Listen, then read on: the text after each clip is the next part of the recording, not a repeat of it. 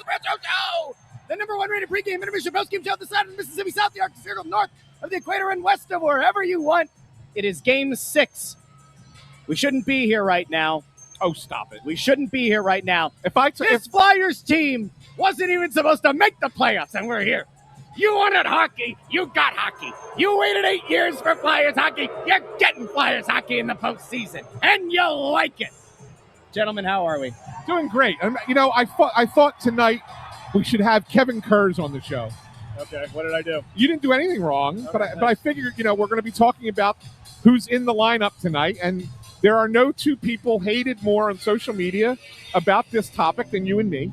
I mean, so I feel like dozen idiots. I'm not really losing sleep over it. Nor am I. But I just think get the people fired up, right? So me and you on here to talk about it tonight, Kev. So it sounds like Michkov back in the lineup. I got Andrew keeping an eye on my audio just cut out. Oh, he's got the bad headphones. 1 second. You'll get the good headphones. We're good. I got it. Got it back? Yeah, Okay. I have the bad headphones. I always have the bad headphones. All the headphones are bad. All the headphones. They're terrible. So I got intern Andrew keeping an eye on the line rushes to tell us exactly what they are. But back in the lineup tonight, 2 changes from Game 5. I know the one everybody wants to talk about is Noah Juleson is back on the third pair in place of Emil Andre. By the way, Emil Andre had a terrible Game 5. Yeah, that's why I brought up Oliver Wonk, as we were talking about over beers after the other game in Pittsburgh. Yes, right? yes, it was. Sounds like that was close to happening. I've heard. Yes, so.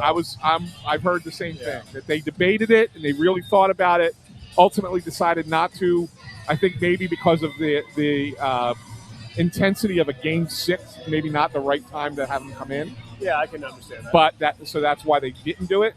But it was definitely thought about. But the other lineup change. Matvei Michkov checks back into the lineup. Out goes Garnet Hathaway. Yep. And what is unknown, and we've got a lot of different people telling us different things, is to which line he will be on. I think the one that makes the most sense to me, if you're going to bring him back in, is put him with Cates and Bump, because that line worked well for a short period of time that they were together. Right? Makes sense to you, too? I agree. Yeah. So then Barkey goes to the fourth line? No, Barkey's still with... You think Barkey stays where he was at, so then who goes to the fourth? Forster. Wow.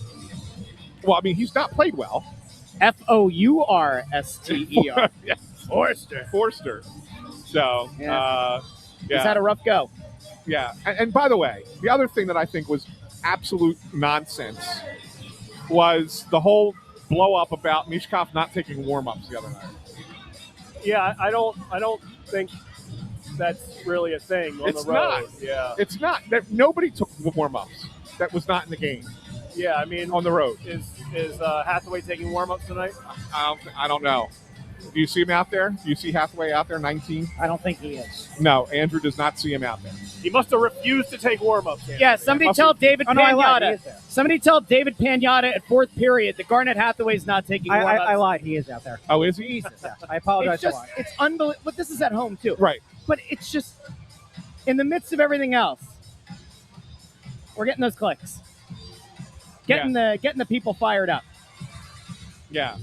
So anyway, but the one thing I think that we're gonna figure out as soon as Andrew tells us what line he's on, we'll talk about it. But I think that the one thing, that overarching thing, regardless of who's in the lineup, and I think this is the thing that's most notable, and you saw a little bit at the end of Game 5, third period of Game 5. But I think Tocchet, even earlier in this game, shortens the bench and goes with the 9 forwards that he thinks are going best and the 4 defensemen that he thinks are going best. No doubt. Right? You think that's fair to say? Yeah. I mean, he kind of has been doing that in some regard, right? I mean, yeah. We saw that with Michkov, frankly. And the fourth line was going in those first 3 games, and that limited the ice time of some of those other guys, like Barkey too is in that. Yeah, for sure. Yeah. For sure. And so, I think that's, but I think it's going to be even sooner tonight, Kev. I really do. I think. Well, you got to get the first goal tonight. The first 2, they haven't scored. They didn't score the first goal in either games 3 or 4. at home. You've got to get that first goal and get this crowd into it, and get the Penguins thinking. Let that doubt creep into the Penguins' minds that hey, we're really in one now, in this crazy building, and put them to bed fairly early. But you got to get on the board first. Kev, I got to give you. Got a couple people giving you some props in the comments here. Wow. I mean, T from the 203. This is the people that hate Kevin Kurz is ridiculous. He's the best. Wow. And Thank Gritty you, guy. 123. Russ, can you tell Kurz he's the GOAT? Wow. Thank you. Well, that makes me feel good. See that? Kevin's Venmo will be through to you guys in a couple minutes. You know what the funny thing is, though? I have my Twitter filters on so high, I don't see most of the stuff. So it's my friends screen capping me stuff and sending. I'm like, I don't want to see this. I don't. Now, Yeah. Tonight, I don't even know the best way to say this, but obviously the Flyers got big brothered the last two games. It felt like Pittsburgh was the more physical team. It felt like they exerted some dominance, especially Game 4 here. Yeah, I think you're more right about Game 4 than Game 5. They got big brothered in Game 4. Yeah. You have got to set the tone early. Now, I'm not saying you do a dirty play. I'm not saying that you run Mantha. I'm not saying that you run Letang based on some things that happened last game. But somebody's got to set the tone early. And I do agree. First goal is absolutely critical tonight because I hate to say it, but we all know how Philly crowds are. There's an anxiousness to this crowd tonight. There's also a lot of F Pittsburgh to this crowd tonight. But if the Flyers give up an early goal, this place is going to go dead silent. Yeah. I would put significant money on it. You've got to build on the momentum and get this crowd behind you and get this crowd in the heads of Pittsburgh as soon as the puck drops. And you got to keep it there. You're not wrong. But, Russ, I'm distracted by this comment. What one? So Keith Betham says, did we see the airbrush that 97.5 did of your headshot? What did they do to I don't know. I'm asking you. I figured you would know. I don't know. Somebody's got to send that to us. I know that Morning Cup of Hockey uses a picture of me that's like 7 years old. So the lines on my forehead are significantly reduced. It was also right before the second kid was born. There have been 3 since, so that'll age you. Yeah. If you're not a parent out there yet, just get ready. Your youth will be taken from you. Michkov is, I'm reading, give credit to Charlie O'Connor here. Michkov's with Cates and Bump. Yeah. Okay. Martone is with Zegras and Tippett. Yeah. Barkey, Dvorak, Konechny. Oh, that's a switch, though. It is a switch, yeah. That's a switch. Wait, to say those again slowly? All right, I can just pull up the tweet. I got it here. Hold on. Yeah.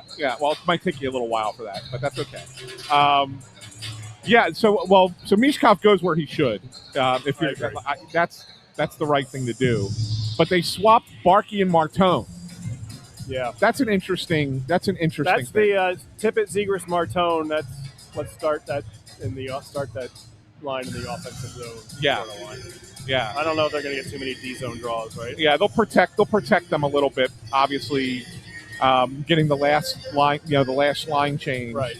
They'll make sure that they're in more advantageous spots on the ice. I mean, that tells me Rick Tockett's looking at Porter Martone to do something tonight. Don't you think? Yes. You're putting him with Zegras, who, Zegras didn't have a great game last game, but Zegras' first 4 games I thought were outstanding. So I think he's trying to jumpstart the offense though on that line. Yeah. Like Zegras played well at times. Yeah. Not necessarily. Was it game 2 that Tocchet limited him? That was the one game I didn't think he was good. Okay, yeah, you might be right. I think he was real good in game 3. Yeah, and real good in game 1. I think it was game 2 that he only had 13 minutes, right? But they're not scoring, and so I think maybe putting Martone there, you're trying to generate a little bit more offense. Yeah, and playing Barkey with Dvorak and Konechny is an interesting. That's not a lot of size. Well, it doesn't need to be a lot of size. I'm just pointing out. Yeah, it's a small line. Yeah. So. Yeah, taking Forster out of the top 9. That's a good point. Make him smaller. Yeah. So Forster on the 4th line is interesting. Yeah. I mean, we'll see how long that lasts, right? I agree. Like if he starts again, like I said, I think he's going to pick his best 9. Yeah, and at some point. If Michkov looks slow, you swap him with Forster. Right. So. You just swap them back. That's it. So, it's going to be an interesting thing. It really is.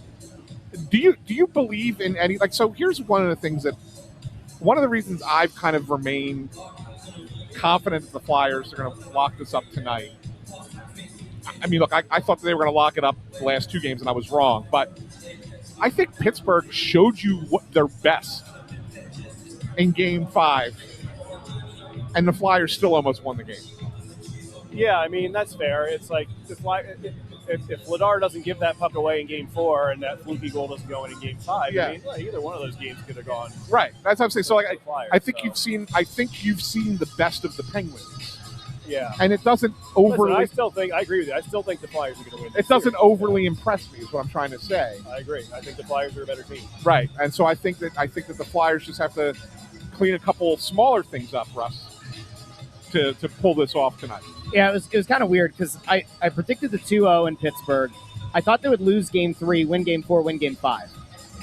Because they played well on the road, and I thought you'd carry momentum from 4 into 5, and it was fine. Oddly enough, I think going up 3-0 was the worst potential outcome in a sense, because as soon as you kind of open the door a little bit to Crosby, Letang, and Malkin, they're going to kick it open. And I think that's what we saw, especially last game, is that happening. And so... Well, let me ask you this in this way, and I'm being honest with this. I want you know, because you tend to be the voice of the fan, so I'm going to ask it in this way. Let's imagine that it's 3-2, but the 3-2 goes win, lose, win, lose. So instead of it's 2-0, but 3-1, 3-2, are people as panicked tonight? No. They're just panicked because it was 3-0 went to 3-2. Correct. That's what I agree. Yeah, I think that's 100% what this is. Yeah. And to be fair, I do think that people have reason to be a little bit worried insofar as we're kind of seeing play out in front of us what we lined up before this series. Youthful exuberance, house money. Can they smack Pittsburgh in Game 1? Can they carry the momentum in Game 2? That played out. My concern is always when there's a veteran core that has guys the caliber. I mean, certainly Crosby, Malkin, Letang, they're not the same guys they were a decade ago, but they're still damn good players. Crosby's the best player on the ice in Games 4 and 5. They still have a way to hurt you and to win games. Yeah. So what we've now seen is that kind of like wily veteran group figure out a way to win. And like, listen, I think Mantha has stepped up as well. Like we could throw him into that group. The Flyers, again, I think it's an asserting of the dominance, but I really do think that tonight the Flyers have to figure out what the officiating is going to be. Like what we saw last game, there were some dust-ups that led to nothing. There's the Malkin, whack to Konechny where the stick breaks. There's the uppercut and the overhand combo along the glass by Mantha. There's the Letang headlock on Glendening along the boards. And I get it. Playoff hockey, it's going to be physical. But you cannot have that happen to you at home tonight. And so you have to toe the line. You have to be careful. You don't want to overdo it. And especially for a young Flyers team, you have to figure out how to keep yourselves kind of in line and keep that emotion in check.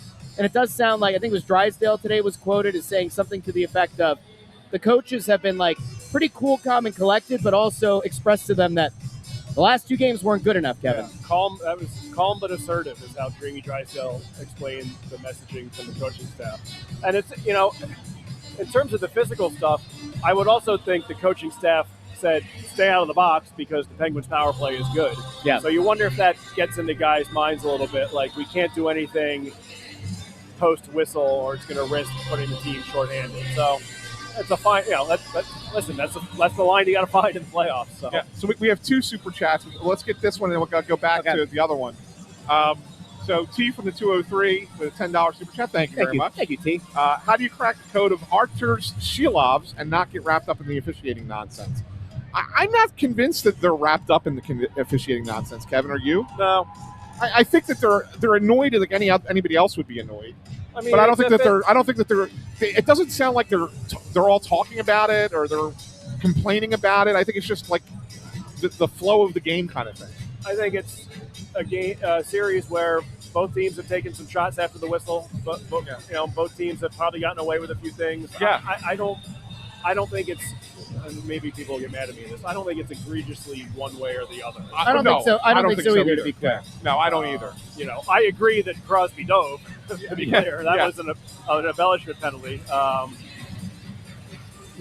then you also wonder if that was in Pittsburgh, do they make a call? Right. But then on the other side, there was last game.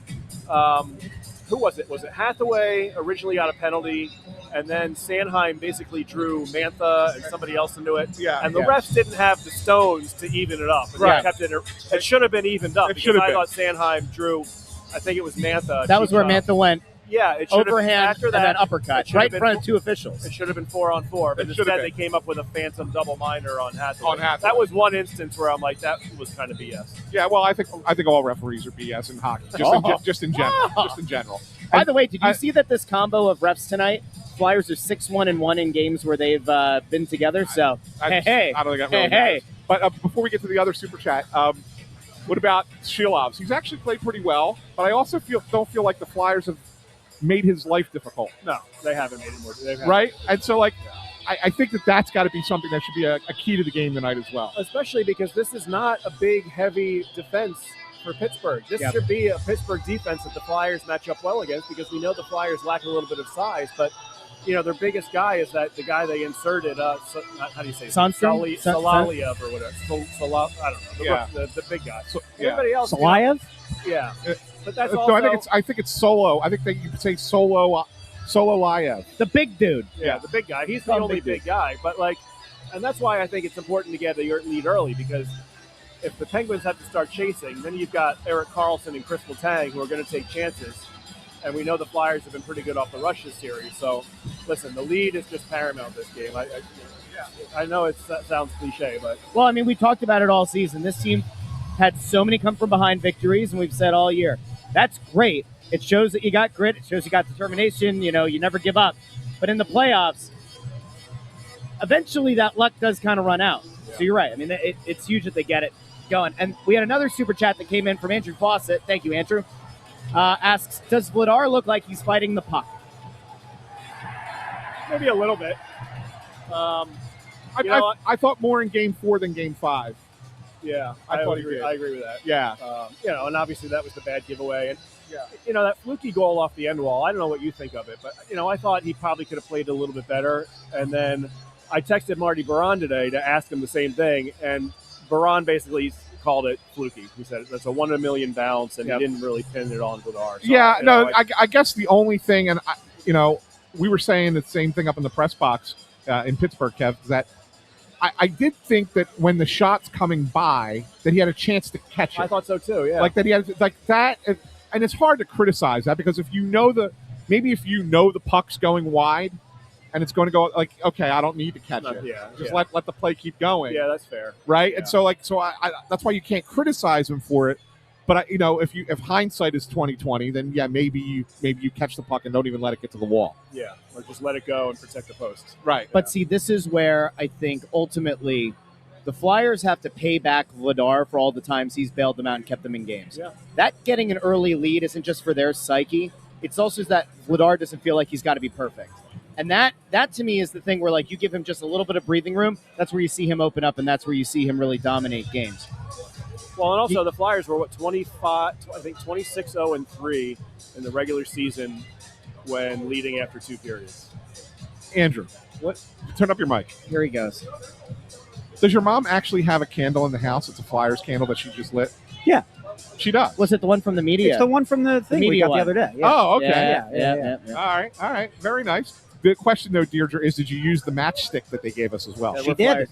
Did she really? We lit it for Game 5, too. It didn't work, but... Burn the candle, Deirdre. Throw it out the window. Oh, that's funny.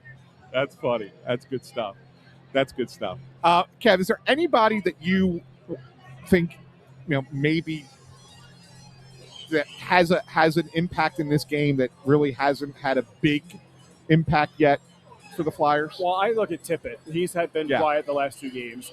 We all saw how consistently, maybe dominant is overstating it a little bit, but we just saw how he consistently impacted games down the stretch and in the first part of that series. We haven't seen that last 2 games. We don't know what he's dealing with physically. Right. We know he's got an injury of some kind. We hear banged up a couple times. So skipped practices, skipped the optional this morning. Yeah, but we saw him really playing his game early in the series. We haven't seen it in 4 and 5. So he's going to be a guy for me that I think, you don't say he's the guy that has to do something, but he certainly has it in him to play better than he did in 4 and 5. Yeah, a guy who I thought had a better game than fans thought in Game 5 was Travis Konechny. Yeah. I still want to see him go one step further. Yep. I want to see him take it another step. I thought he was a good player in Game 5.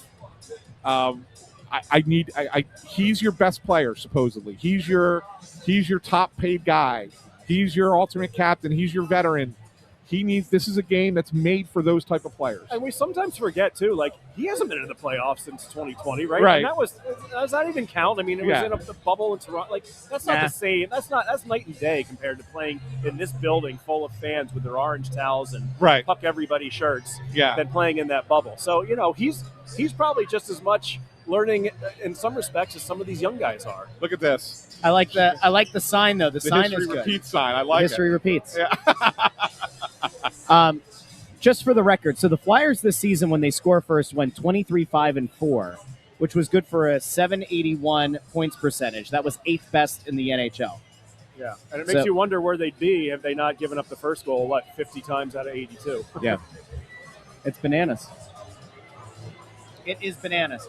Up there goes Anthony. Now he's gone to the phone, Kevin. No, I had to answer. So my two boys are coming to the game tonight. Oh, that's nice. Yeah, they got tickets, but they got work bags, and they need to drop them off in the car beforehand. So I just have to let them know. So they got to bust a window. No, but Maria's got the remote. Oh. You don't keep a spare key on the car, like under the bumper or anything? Are you out of your mind? You don't remember those days? Yes. No. I remember those days. No. I don't do it. So.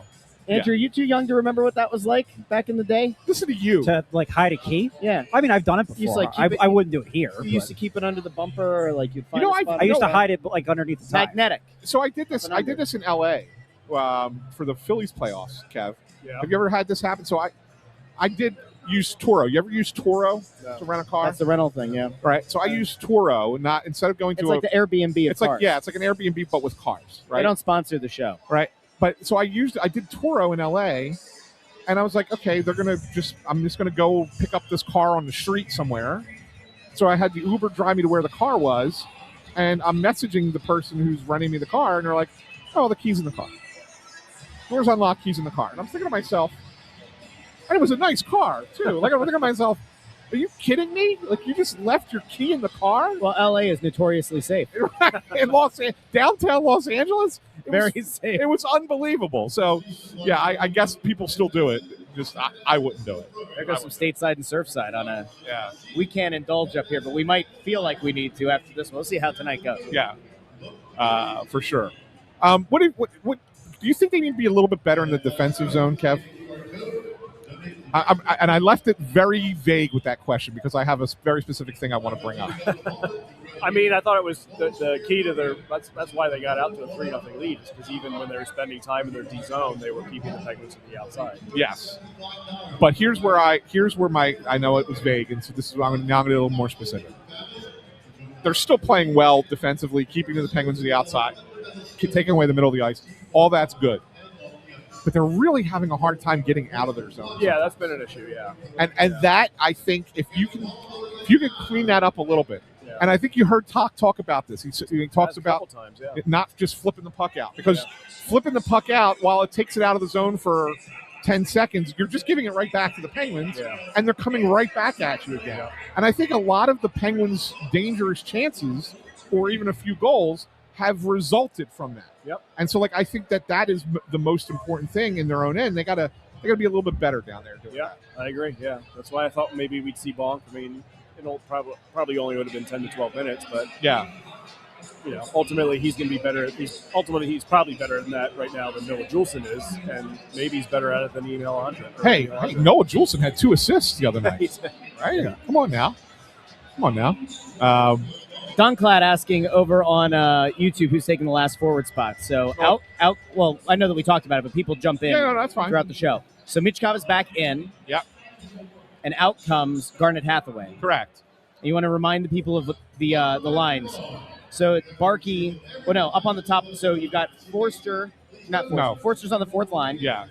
You've got Martone playing up top. Go ahead. Well, I thought if you would remember. It's Martone, Zegras, and Tippett is your top line. Your second line is Barkey, Dvorak, and Konechny. Small line. Your third line is Bump, Cates, Michkov. Pretty good. And then your fourth line is Couturier, Glendening, and Forster. Yeah. We're making the joke Fourster, Forster. If it works tonight, we're going to run with that. That might be a shirt, Forster. Anyway. It could be a shirt. You can make it a shirt. People are still believe it or not, somebody pretty recently bought an Iron Giant shirt from shop.snowthegoalie.com. Your Dryers Blood our shirts, they're flying off the shelves over at shop.snowthegoalie.com. Yeah, that one's doing really well. It is. Yeah. Anyway. Yeah. We should let Kevin go. Poor Kevin. He's been here with us the whole time. Kevin. Bundy will be here. Bundy will be here in a minute. He got to do his keys, and he's got to do his prediction. So, do you think they win tonight, Kev? I do, actually. Yeah. What's the score? Oh, Christ. Nice guy. 4-1. That's what Wow! I was going with. Wow! All right, we good? Yeah. Wow! All right. Kevin Thanks, Curse. Kev. Thank you, Kevin Kev. Curse. Good stuff. There he goes. Good stuff. There he goes. There he goes again. There he goes again. Turning comments off on all of his tweets. He doesn't turn the comments off. Yes, he does. He turns them off? Yeah.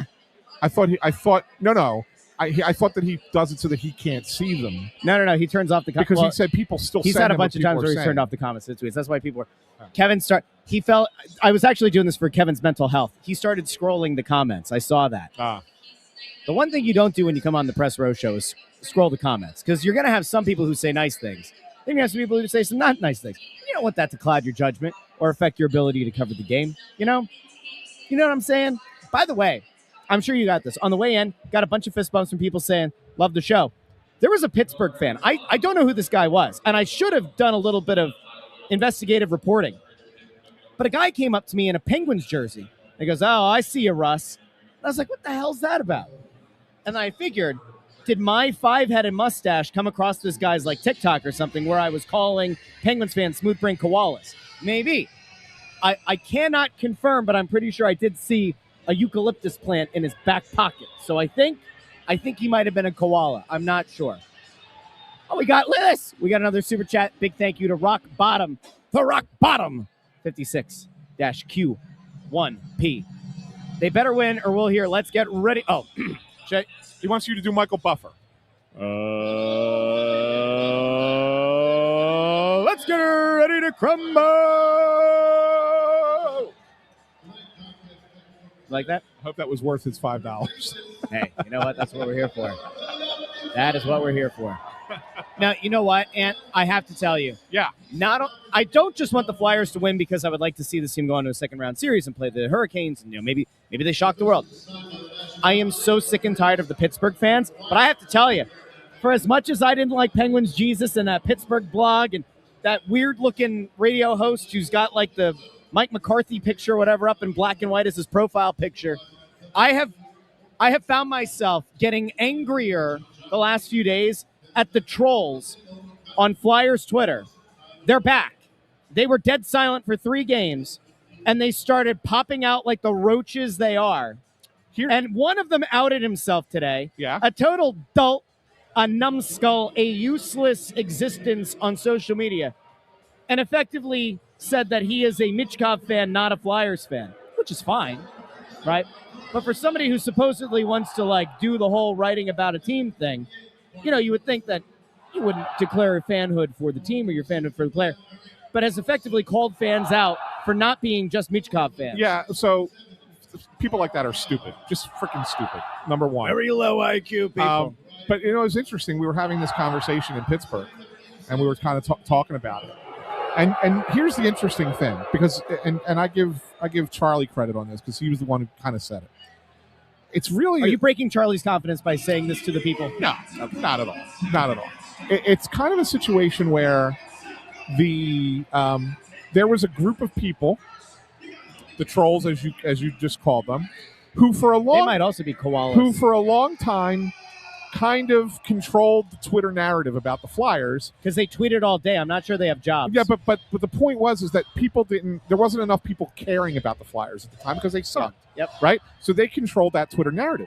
Now that the Flyers have a lot of interest in them again, they can't control the narrative anymore. Correct. And so therefore, the way that they're only going to leech onto opportunities like a loss to do their thing because they can't do it when things are going well. And because everybody will dismiss them, and they can't control them. And to be fair, when they were yelling into the void earlier in the series, when they would pop their little heads up like prairie dogs, people would be like, yo, shut the hell up. Like, what are you talking about? This is so dumb. Yeah. But because it's been 2 losses in a row, people are starting to panic. And obviously, the way that the algorithm works, you're starting to get served that stuff. The beauty in all of this is that we are so close to it not mattering. We are so close to this being done and over. Yeah. Hey, by the way, there's our buddy Zilla. Zilla. Thanks for the super chat, Zilla, saying, I still believe. Got this tonight, and Flyers Twitter's insufferable, just saying. Thanks, That Zilla. is also true. That is also true. Zilla, thank you for the super chat. Appreciate it. Zilla's the one I talk about. I know Zilla's been believing all year. It's been like the one person, even when things looked awful. Yep. Zilla kept sending me the picture of Godzilla, saying, "I still believe. I believe." So, give Zilla a lot of credit. I think that what we have to do, I want to remind people of something that I said 2 weeks ago in Morrington at Chickies and Pete's. Yeah. I said, we all need to make a pact. Where, by the way, we will be again tomorrow. Yeah, we'll be back at Chickies and Pete's in Morrington tomorrow. Come on out. Yeah, I don't know if the weather's going to be good or not, but come on out. It's going to be fun. Yeah.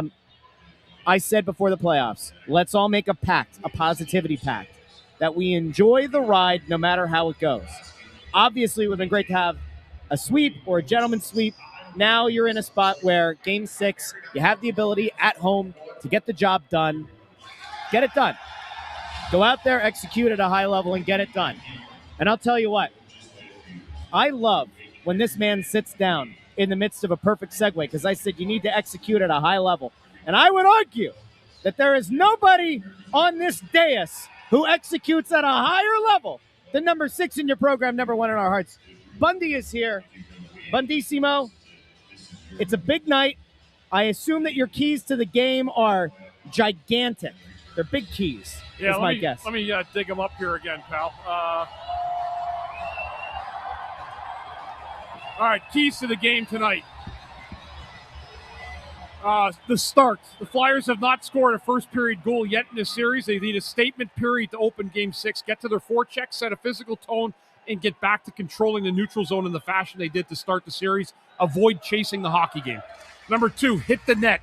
Over the last 2 games in particular, missed shots and shot attempts blocked by Pittsburgh defenders getting in the shooting lanes have become an increasing problem for the Flyers. The Flyers have not had a problem with shot attempts. They've had issues getting the puck on net when the opportunity presents itself. Both Bump and TK and Forster missed golden opportunities by missing the net last game. And third, discipline in special teams. Over the first 5 games of the series, the Flyers have won the special teams battle only once. That was Game 2. They lost it once. That was Game 4, and broke even in the other games. Philly made a PK tweak in Game 5 after allowing 2 Penguins power play goals in Games 3 and another in Game 4. In a series that has been quite testy, it's important the Flyers don't give the Pens free opportunities on their power play that nullify the momentum and energy that this building is going to present tonight. They're great keys to the game. I couldn't agree with you more on all of them, Bundy. Especially the start. I'm glad you made that number 1. Because I think that changes everything. Yeah, I think that's where I think the hope is in this game tonight, is the Flyers really, really hammer them down early in this hockey game and wear them down. I really feel like this is one of those reciprocal things with the fans where they're going to be loud and you want to go out and really attack early in this game and use the energy of this building to come to life. So do we want to get to picks? We got 3 minutes. All right, I'll start. I didn't think that Game 5 was as much of a disaster. Well, I don't want to say disaster because I don't think anybody really called it a disaster. But I don't think it was as bad as some people made it out to be. I think the Penguins gave their best game, and if it was a fluke, it was only a fluky goal that was the difference. And so I think the Flyers look at that and go, if that's all they got, and I think that that's all they got, I don't think that there's a lot more for the Penguins. Yeah. I tend to agree. I don't think the Flyers played poorly in either of their losses. They just didn't get the opportunities, and they had some bad breaks go against them. Yeah. So with that said, I think that eventually that luck turns back around. So I'm gonna go back with the Flyers yet again tonight. I think they win it. I think they get a late empty netter and pull this one out 4-1. Bundy? Yeah, I'm actually going to go. I think the Flyers get this done here tonight at home. I think they're going to have a good start. I don't think it's going to be perfect, though, and I'm going to say the Flyers win this 4-3 in a tight game. Oh, wow. That is tight. Intern Andrew. I talked about it a little bit pregame with our friend Joe Papel. I think this plays out exactly like 2012. Flyers up 3-0. Pens make it 3-2. Everyone's nervous. Flyers just blow them out of the building in Game 6. Drew had that famous shift in 2012 in Game 6. I think Martone does something similar. Goal in the first period for Porter Martone. Flyers don't look back. They win the game 5-2. We'll see you in Raleigh. Wow. Love it. You know, every team that has ever gone on to win a Stanley Cup has had to do it in steps. The Flyers' entire season has been built on this idea of building brick by brick. And once they got to the postseason, they said, ignite the orange. They have to be incredibly careful in the start of this game. Scoring first is absolutely critical. Conceding first will make this place as quiet as can be. All of that in mind, I think the guy to watch tonight is Sean Couturier, a guy who set the tone early in this series and a guy that I think is about ready to run somebody through the glass. I think Couturier has a big game. I think he has at least a few memorable hits. And I'll tell you what, I think the Flyers get it done. 4-2. I hope you're right, Russ, but I think Coots might be dealing with an upper body. I don't think he gives a damn if he's He only hurt, took Anthony. 4 draws in Game 5. Yeah, I'm not putting anything on Coots tonight. He's not my guy tonight, but tonight the guy for me is Konechny. That's why I He said. needs to step up. Yeah, that's why I said earlier. He does need to step up. Will he? I don't know. I don't know, Russ, but Yeah. it took an awful lot of time to get to a 4-2 score. So what's next? That's it. All right, That's good. the end. We only got 20 seconds till Yeah, the anthem. So you want to give your little outro here, Russell? Yeah, we'll be back during first intermission, second intermission, postgame here on the Press Row Show. Like the video, share the video, subscribe. We'll talk to all of you in the first intermission. Let's hope the Flyers take an early lead.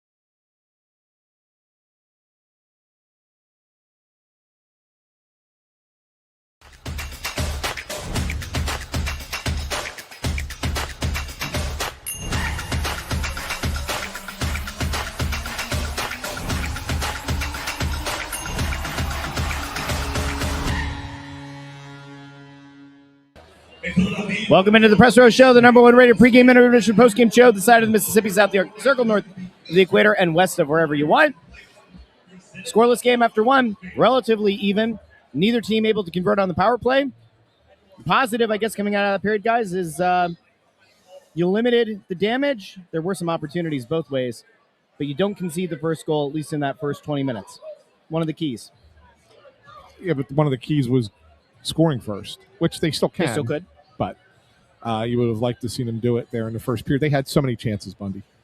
They had opportunities. Yeah. They did. They had the puck in. They had some pushes in that period. Probably 2 prime scoring chances, I would say, in that period. It was a good period. I don't think the Flyers played poorly at all. I think they had opportunities.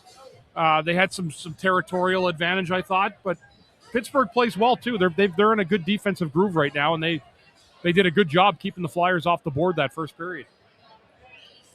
Yeah, I thought that there was, the one opportunity that it's going to come back and, could come back and bite them is Forster right on the doorstep. And the puck's right there on his stick. Yeah, right there, yeah. And he whiffed on it. Yeah. I think that's the one where you get to sit there and go, oh, man. Yeah, he was in a little too tight, though, when he got it. He didn't have a whole lot of room to operate to make a play, so he tried to jam it home. There seems to be a lot of that in the last few games where they're just missing their shots or missing their passes. They're not as crisp as they were in the first few games. Who's that, the Flyers? Yes. Yeah, they're doing a lot of east to west in that period instead of that north-south, and that doesn't always work. No. It doesn't usually favor a team in a playoff series. Yeah, it doesn't, and it especially doesn't favor a team in the playoff series that doesn't have that kind of skill to make those plays happen on a regular basis. Yeah. You know what I'm saying? Like they're not a team that should play that style. No, they're not. Right? So I agree with you. I think that's part of it. Oh, I thought you were going to – I turned back to you since you hadn't said anything for a while. I'm just sitting here. Oh, okay. So, again, the people are saying that, Shilov's actually poke-checked that puck. Well, we don't get a replay, so I'm going off of my sight line of it. It's the opposite end of the rink. So, all right, so maybe not. Maybe it wasn't one that we'll sit there and go, oh, how much could that one come back and bite you? I thought Martone had a chance. So he gets the first shot, and then the puck came back around to him, and he tried to make a cross-ice pass. Yes, that was ill-advised. I thought that was one that he could have taken a shot on. Yep, there was a shot available for him. There was a shot for him, and he tried to make a pass to Zegers. Didn't work. I also think that he made a play that I don't think you should make at the NHL level, where he was at the blue line and trying to make a pass all the way across the other side, hoping that a Flyer was coming. Nobody was coming. The pass was too hard. It hits off the boards, and the Penguins come up with speed the other way, end up with a chance down the other end. A couple of iffy plays there. I thought Alex Bump had a really good period. Yeah, he played well earlier in the period. I didn't notice him as much as second half of the first period, but he had a very good start to this I don't game. think he played much in the second half because of the 2 power plays. Okay. Right? So he kind of took 4 minutes off the clock there in the second half. 1 power play for each. He's not on the penalty kill, and I don't think he's on the power play. He was on the power play for the Flyers. Flyers had Denver Barkey on the top of the power play. Yeah, it was the second unit. Second unit, top power play guy. It was the second unit. On the point. That's an interesting – I mean, look, he's got good awareness, good hockey IQ, makes a smart pass. Did have the one puck roll off of his stick as he was trying to make a move down along the wall and towards the corner, and Penguins got an easy out off that. Power play is just not good. I mean, I don't care how you put it, however you slice it, who you put out there, it's just not good. It's just not a good power play. It hasn't been for years, and it could end up costing you in the long run. I think they're now, if I'm not mistaken, 2 for 16. I think, is that right? Mm-hmm. In the 6 games on the power play, it's not going to cut it. The good thing is you don't have to look at the power play as a whole body of work over a number of games. You can look at that at the end of the series, but they only need 1 goal. Like when they get on the power play, if they go 1 for 3 tonight, that's been a good night. Right. 1 for 4 is fine. Right. In all honesty, I can just get 1 for sure. Question here. What are you showing us? Well, one of the things that's going around, and this is Sportsnet, by the way, out of Canada, that ran with this. This isn't just like a Flyers blog that's trying to spin up, Flyers propaganda on this one. But Bundy, I want to know what you see here. The claim out there is that Martone gets speared on this play along the boards. Let me see if we can get to where the contact is. Well, he did. It's That's right why here along the boards. I said something about Blake Lizotte when it happened. Go ahead. I'm just trying to make sure that the scrubbing here, we don't lose. There's the point of contact. Yeah. Now, it's in the midst of a scrum here, but you have 3 officials there. Martone gets hit down low, obviously goes down. I mean, Martone's not going to get a call. I think we know at this point. Teenager so far in his career, kind of gets under the skin of the opposition. The officials aren't going to do him any favors. But like Bundy, when you see something like that, you do see a guy get hit down low in front of all the officials and nothing's called. I mean, again, is this a conversation about kind of testing the limits of what they are and aren't willing to call? I saw the ref. He was standing right behind that scrum, looking right at it, and he never called anything. Yeah. So I don't know. I mean, it looked like he got speared right in the boys. Yeah. But I don't know if that's exactly what happened. And the ref had a pretty close eye on it. He chose to call nothing out of that. So we'll see. Yeah, the thing about it is when you look at the replay, right? You could always tell when a guy is embellishing or Right. acting. Right. That looked like a guy who got a stick in the nads. Yeah. Right? That's what it looked like. I mean, he went down. He got a stick tap. Yeah. And below the table. And he stayed down for a second, then he got up. And when he got up, at first I thought, did he get hurt when he got hit into the boards? Because he stayed hunched over, and you could see him staying hunched over on the ice as he was skating, back towards the Flyers bench. And it took him a minute to kind of recover.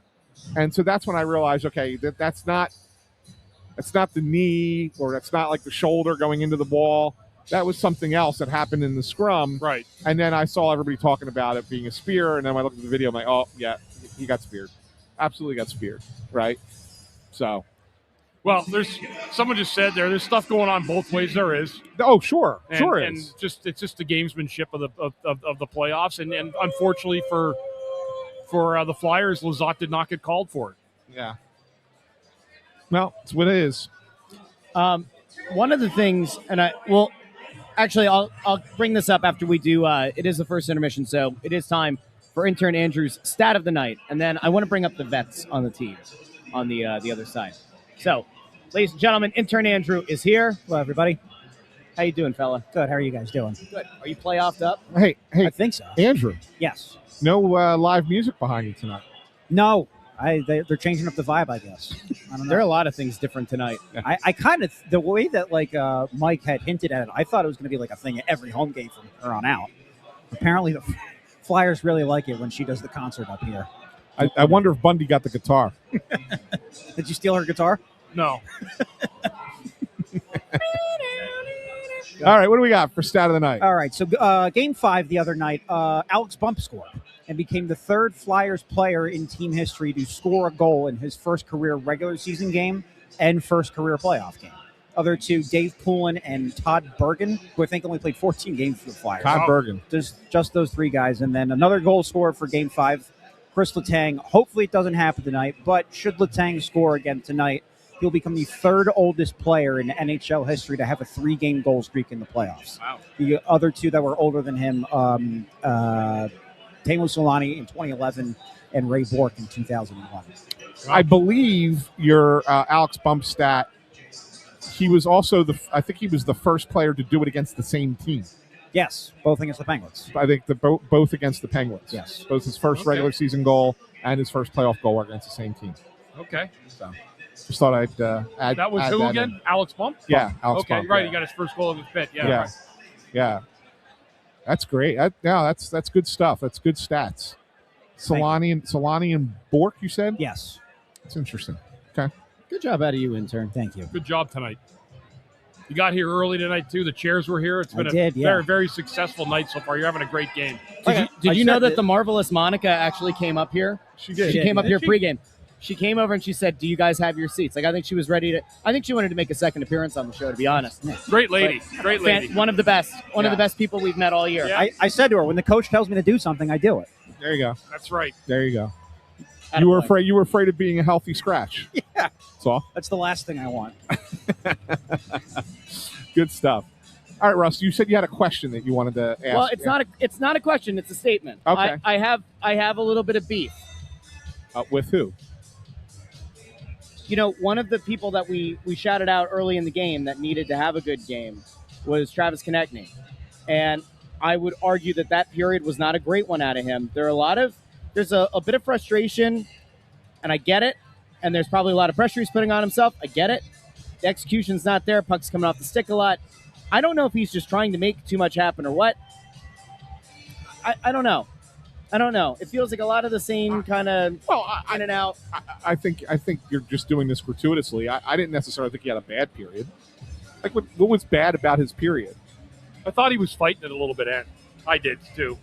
I noticed it. Fighting what? Fighting the puck, fighting the space on the ice. He didn't have a good first period. He just didn't. Look at us. Maybe Bundy's Justin Timberlake and I'm JC Chavez. We're in sync. How about that? I'll see myself out. No, I mean, it doesn't. Just because he has a rough period doesn't mean you're not going to turn it around. Yeah. I mean, he's got to find that space on the ice. He's got to make the right play. He's got to go to the net.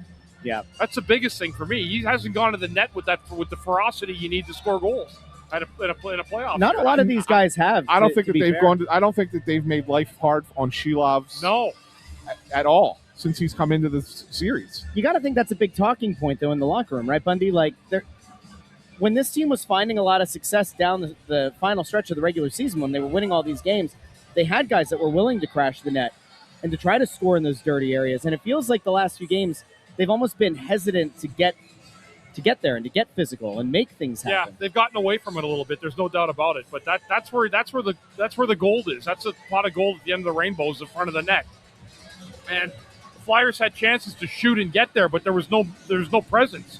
No net presence. You know, there wasn't that Forster. He got poke-checked apparently by Shelov's on that play where he was in tight. So he was in very tight, too. There wasn't a whole lot of room he had to operate to try to make a quick play to the net. But, I mean, I think that's one area the Flyers can do a much better job of this period is getting to the front of the net.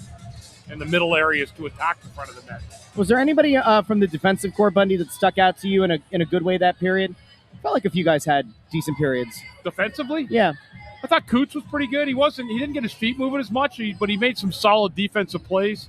I thought Juleson and Sealer made a couple of good plays against Crosby. They were out there with the line with Zegras, Martone, and Tippett a few times. That defense pair was. That's an interesting strategy, right? I mean, you would think Crosby's the most dangerous player on that team. You would think you would want Sanheim and Risto out there against him the most. Yeah, and didn't necessarily mean that was a matchup against Crosby. They're trying to get Sanheim and Risto, but for some reason, Juleson and Sealer were playing with Zegras, Martone, and Tippett for a few shifts that period. Yeah. The one thing, I'll give you a positive. Flyers didn't get hemmed in. I know they gave up 11 or 12 shots, whatever it was. But they didn't get hemmed in, really, that period. No, they didn't. They didn't really get like where Pittsburgh had the puck for a minute and just cycled and had chance after chance in the net. No, not a lot of that. They had a couple shifts where they had some chances of getting some looks on the monitor right now as we speak. But they had some opportunities. Don't kid yourself. But Pittsburgh had, generated a little bit, but they didn't have a lot of sustained time in the That's zone. what it's more about the sustained time. Yeah. And I thought that was a little bit of an issue over the last few games. Even in Game 3 when they won, I thought that there was a little bit of that. And they got away with it, and then I think it cost them a goal in both Game 4 and Game 5. So it was the one positive you sit there and say, okay, yeah, Pittsburgh had some chances. They had some opportunities. Vladar was solid. We haven't even talked about him. I thought Vladar was pretty good. Made routine saves. In the first period. Are you noticing that it seems like a good number of Pittsburgh shots are going low, near post, almost like trying to play a rebound, and then that backside, there tends to be a late trailer. I see them shooting glove side a lot on him. Okay. And I think that you've seen it's a little bit of a difference with him than it had been earlier. You're seeing a lot of times he's catching and immediately protecting it onto the ice because he's had a couple of shots early in this series and even late in the season where I felt like he mishandled it with the glove, right?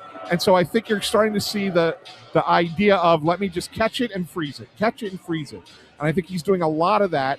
And I think he was very good in the first period doing that. Like Bundy said, those are saves every goalie has to make. It's not like they were special or spectacular or anything like that, but it's an area where I felt like it's been a little bit of a weakness for him, and you can see that he's doing something to try and curb it.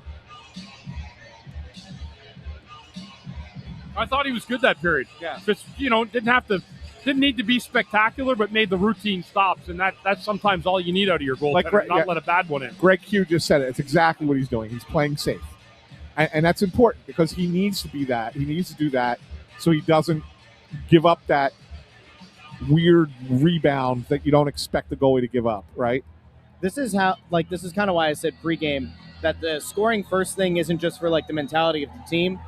I really do think that if they get the first goal, Vladar gets to loosen up a little bit. I do wonder if there's still that.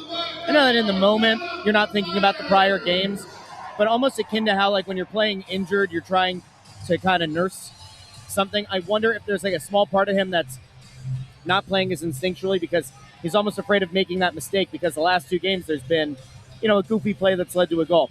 You don't want him feeling like he has to play perfect, I guess is my point. So, yeah, and I mean, and that's, that's playing good defensively to mitigate the chances against him, but he's got to make the routine stops, and he's done that. He hasn't had to be brilliant at all that period. And he just did a good job of keeping out some of those pucks that could go in, but they didn't because he made the routine stops. Bundy, what are you looking for the most at the start of this period? Obviously, stay out of the box, but what are you looking for if you're Rick Tocchet to start the period? I'm looking for a better forecheck. I'm looking for a way to keep the pressure on and sustain it in the Pittsburgh zone. They got guys I know they're good players and they make good plays at times, but Carlson and Letang, I really feel like you can get on them and expose them a little bit more in the turning pucks over. I think for the most part in this series, Carlson's been given a free ride almost the entire series. I think they can do a better job getting on those 2 guys. One thing I will point out, very even distribution of the lines in the first period. Yeah. He did roll all 4. Yep. So I do think we're going to see that change a little bit. Bundy, I think he's going to shorten the bench maybe earlier than he has in the last couple of games. I know he's done it in the third period last couple of games.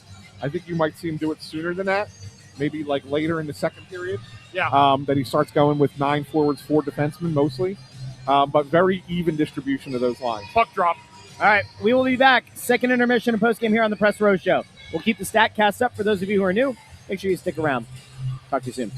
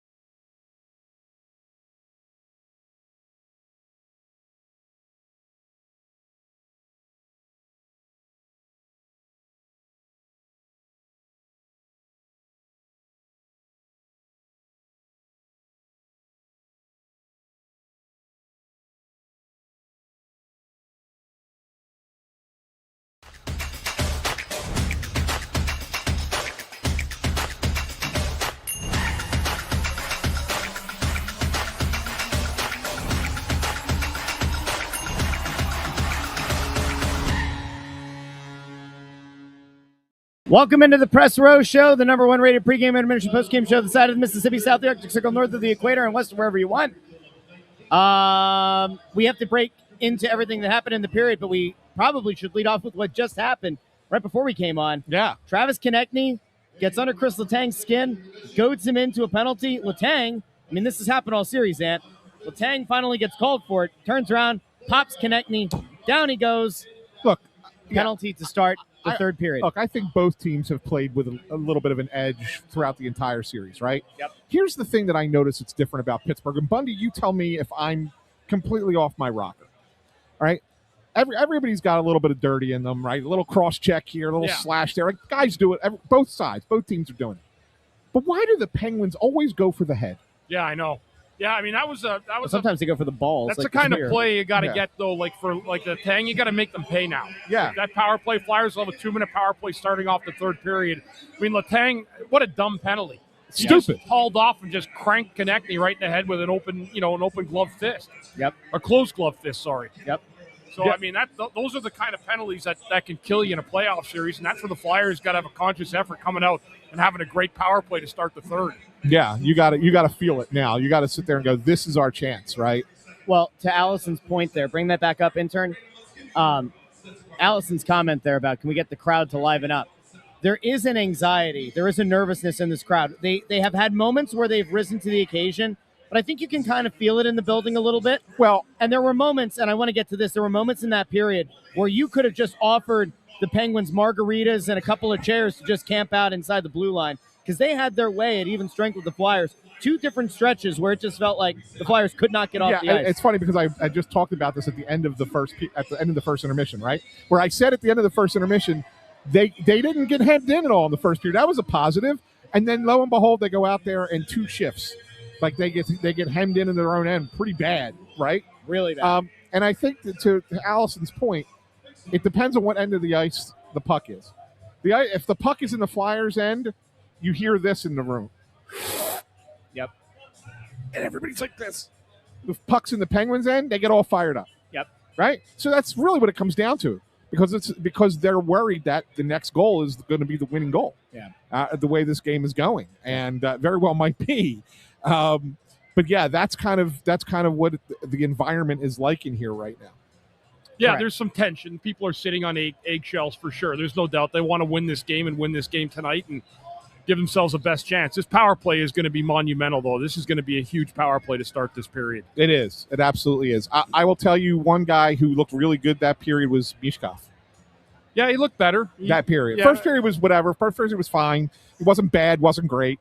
That period, I thought he looked a lot better. He had a little bit more jump that period. Of course, he has the breakaway. Couple of opportunities that there. Shilov stops. And he really made a smart play on to try to tuck it in behind Shilov's pad there. Didn't quite get it in, but that was kind of a smart play there. You was almost able to get it done. I thought he had a decent period. I thought he played well. Yeah, he had a nice comeback period the second. For sure. He's showing you flashes of why people have been high on the guy. We'll see if it happens. We'll see if he has a breakthrough moment in the third. Bundy, I would argue, I guess, that the power play to start the third period is the biggest one you've had all year. I mean, it's the most critical. It's the most important. Well, I'm at the point now where I feel next goal wins.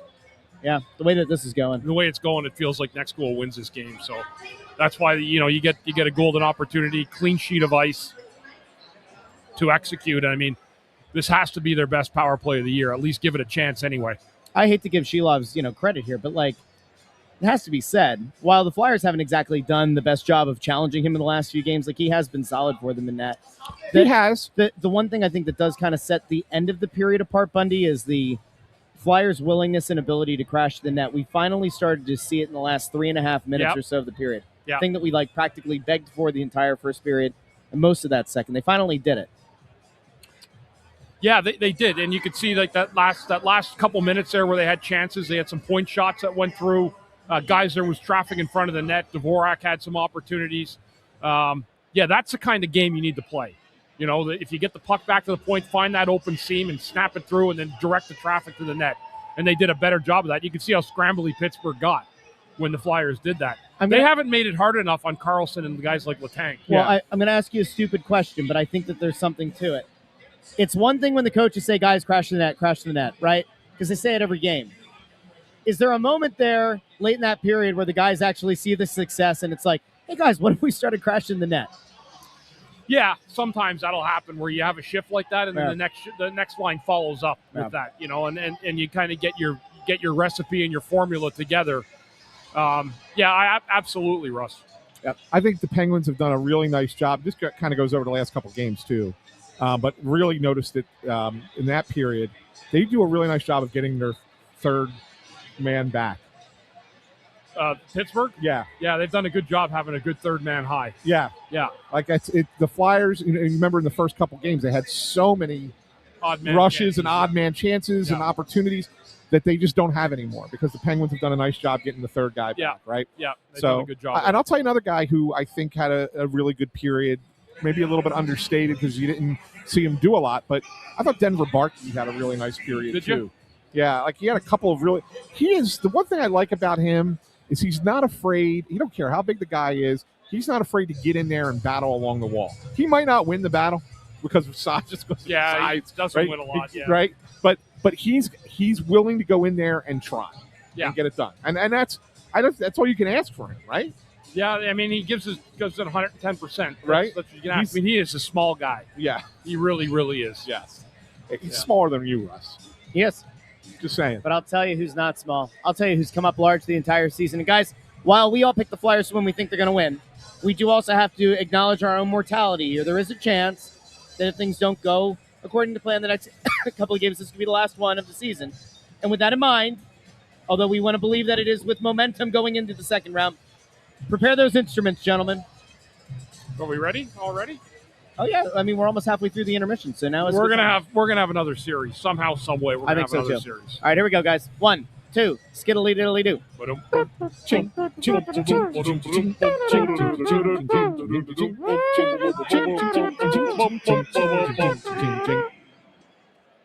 Thank you, intern Andrew. Trivia time.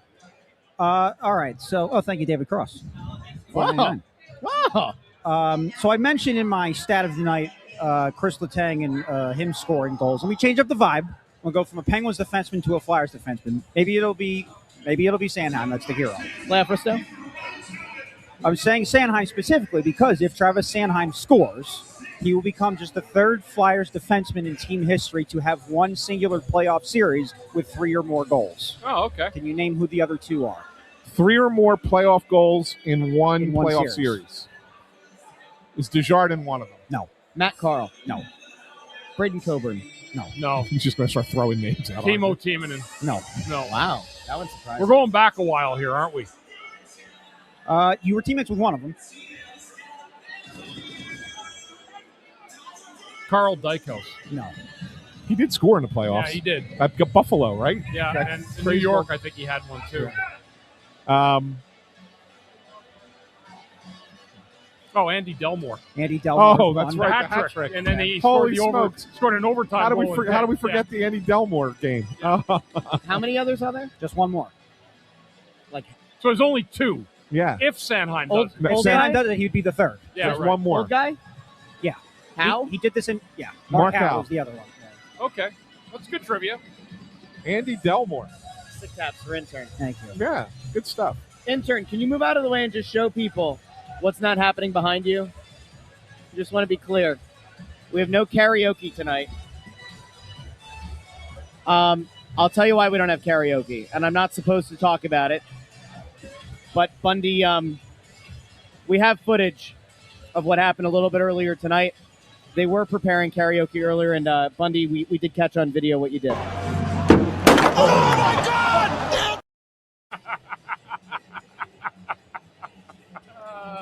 Russ is in playoff form. Yeah. That's beautiful. That was great. Always ready. All right, thank you, intern. Thank you. Very nice job. So, Bundy, here's the real thing. It feels like a lot of times we're talking about the younger guys on the team and you know, Barkey playing well. Bump has had moments. Michkov's had moments. But some of the guys that we're not talking about are the vets on the team. And when you are in a moment like this, you're about to have a power play to start the third period. You have a chance to close this thing out at home, avoid improbable Game 7. I'd argue that right now is the time that your vets have to be the ones to step up. Is that the feeling in the locker room, and is it a thing where Couturier and the other vets are challenging one another to be the ones to step up in this third period? Yeah, I mean, they're the ones that this game, I said it today on Kipper and Bourne on 590 The Fan in Toronto. I said, this is not one with your young guys might chip in, but this is a game the veterans need to take over. They need to be the be-all, end-all in a game like this. And it's not been bad, but there's got to be another level to their game, that they have to bring it to another level. Who do you guys think that would benefit? Like, who are the guys that you look to in this period that you feel like have had a decent enough game to this point, stylistically could make an impact here in the third? Are you looking at a high-skill guy like Zegras, or are you looking at a guy like Tippett, who, again, late in the season, body-wise, physicality-wise, was doing something? Who's the guy that you look to in the third? I just worry about Tippett because I think he's playing with something significant. Like, they won't even disclose the part of his, like, the level of his body, upper or lower. I think it's more serious. So I can't go with Tippett. I just can't at this point. I'd like to see Zegras. Yeah, Zegras is now. You got that power play to start. You know, he could get some offensive mojo off that power play, even if they don't score. I want him to score, though. Yeah. Get the first goal in this power play, but that could build him up for the period. I think he needs to be the guy that's got to deliver something, whether it's the assist, whether it's a goal, whether it's a big play in this game. I feel like that falls on the shoulders of Zegras as being probably the most skilled player on the team. Certainly wouldn't be a bad time for it. Guy's got a contract coming up this offseason. Boy, you think you could probably get a couple $100K extra there, Ant, right? if you have a big, iconic playoff moment in the first series in quite some time. How do we feel about the fourth line tonight so far? And, you mentioned earlier, Couturier definitely playing banged up. Glendening is Glendening. Forster was really struggling. He's down on that fourth line. You feeling any sort of way about those guys? I thought they had a couple good shifts, but nothing that really stands out. I don't think they've been bad by any stretch, but they're not setting the tone like they did early in the series. They're not tone setters anymore. Yeah, and again, you take Hathaway out and you get rid of some of that raucous energy. Yeah. That he can create after a whistle or getting in on a hit or a forecheck, So you've eliminated that tonight. It's not that Forster's used to playing in more of a top six role. I don't think it's a problem having him there on the fourth line. It's not bringing that kind of jam and energy that you're used to seeing the way it was composed beginning of the series. Is that oddly kind of a good thing for this team, though? Like, when to take a little bit of that edge and a little bit of that energy away, is it necessarily a bad thing? Because you know that in this game, if the young team gets too emotional and starts taking stupid penalties, that could be the ultimate game changer for them. Was it almost in a way kind of a side effect, but a good side effect to not have as much of that chippiness in the lineup where you open yourself up to penalties? Or no, I don't. I'm not really sure. I don't think so. I mean, there hasn't been a lot of penalties in this game. Only there's been 2 power plays per side after this penalty that Letang just took. So, yeah. No, I don't think so. Ant, what are you looking for in this third period? Win a period, win a series. Yeah, that's it. That's the message in the locker room. That's exactly what Rick Tocchet's telling his players. Win a period, win a series. That's the message. So you go out there, you're like, all right, we've had 2 pretty even periods, right? The momentum has shifted back and forth a little bit, but it's not been one team or the other that's really kind of stood out so far. It's been a very even game, and thus the score being 0-0. Both goalies are playing well. You win this period, you advance. That's it. That's what I want to see. Win a period. 20 minutes of hockey, be the better team for 20 minutes. Do you experiment at all with switching up the power play unit that goes out there to start the period? Probably not. Yeah. Not now. No, they'll do that in between games if they have to, or getting ready for the next series. But no, you'll keep it the same as you have worked on in the last day or so. How do you guys feel like Vladar has looked as the game's gone on? Pretty good. He looks sharp. Yeah, he's square to the puck. He's made some pretty good saves. He's been pretty good in tight when they've had opportunities. He looks sharp. Shilas, it felt like in that period, had a couple of moments where the rebounds were getting a little bit bigger, a little bit juicier. And again, like when the guys started crashing the net, it felt like it was, I don't know if I would say that stylistically Shilas was playing differently at the very end of the period, but it did feel like he was getting nervous. Like, it did feel like they were starting to rattle him a bit because they were crashing in on the net in the same way. So we'll see. That obviously could be key here in the start of the third. Bundy, I ask you this all the time, but with a period to potentially win a series, how important are the first 5 minutes of this third period? In this one, really important because they got 2 minutes of power play time to start the period. So you go from there. Hopefully you score, but if not, get back on that forecheck, shoot the puck more, and hit the net. That's one of the big things in this series. I think the Flyers can do a better job of the last couple of games is getting shots by and hitting the net and then getting after it for rebounds. Tony Louis got a good question here. Can they lose momentum with a bad power play to start? Yes. If it's a really bad power play, that can mull back over to 5-on-5. So that's why it's important they have a really good power play here to start. And I guess that's also the message from Tocchet as these guys are coming out. Like, get out there, get the goal. But if you don't, not the end of the world. Like, you want to make sure they don't catastrophize it. You don't want that negative energy to kind of continue coming out of it, I guess. Right. And you want to build where you give yourself a chance. If the power play doesn't score, leave yourself something for 5-on-5 that you can build off of from the power play. You don't want it where it gets cleared 5 times and you don't have any chances. You want to build something off this power play. Anthony, what are you looking for? Any final thoughts here, I guess, before they go into the third period? I've said it once, I'll say it again. Win the period, win the series. Play the best 20 minutes you can play as a team and be better than the other team for 20 minutes. All it takes. So it's where they are now, right? Yep. They haven't had this moment yet in this series where they play one great period and you win the series, right? Game 4, they were down. Game 5, they were down, right? They did not have this opportunity. The game is tied. You have that opportunity.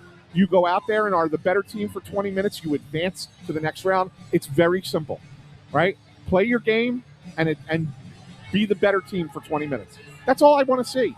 Yeah. That's all I would want to see, right? Yep. I can't think of anything else that I would want to say. Oh, it all comes down to this. No, I agree. I agree with Ant right there. Win one period. That's all they got to focus on right now. So I have a number for you before we head out. This season, the Flyers have played 16 games where the score was tied going into the third and final frame. They were 11-1-4 in those games. Pittsburgh, conversely, 8-4-6. So under 500 for Pittsburgh when the game is tied entering the final frame. The Flyers have an advantage there. So we'll be back post-game here on the Press Row Show.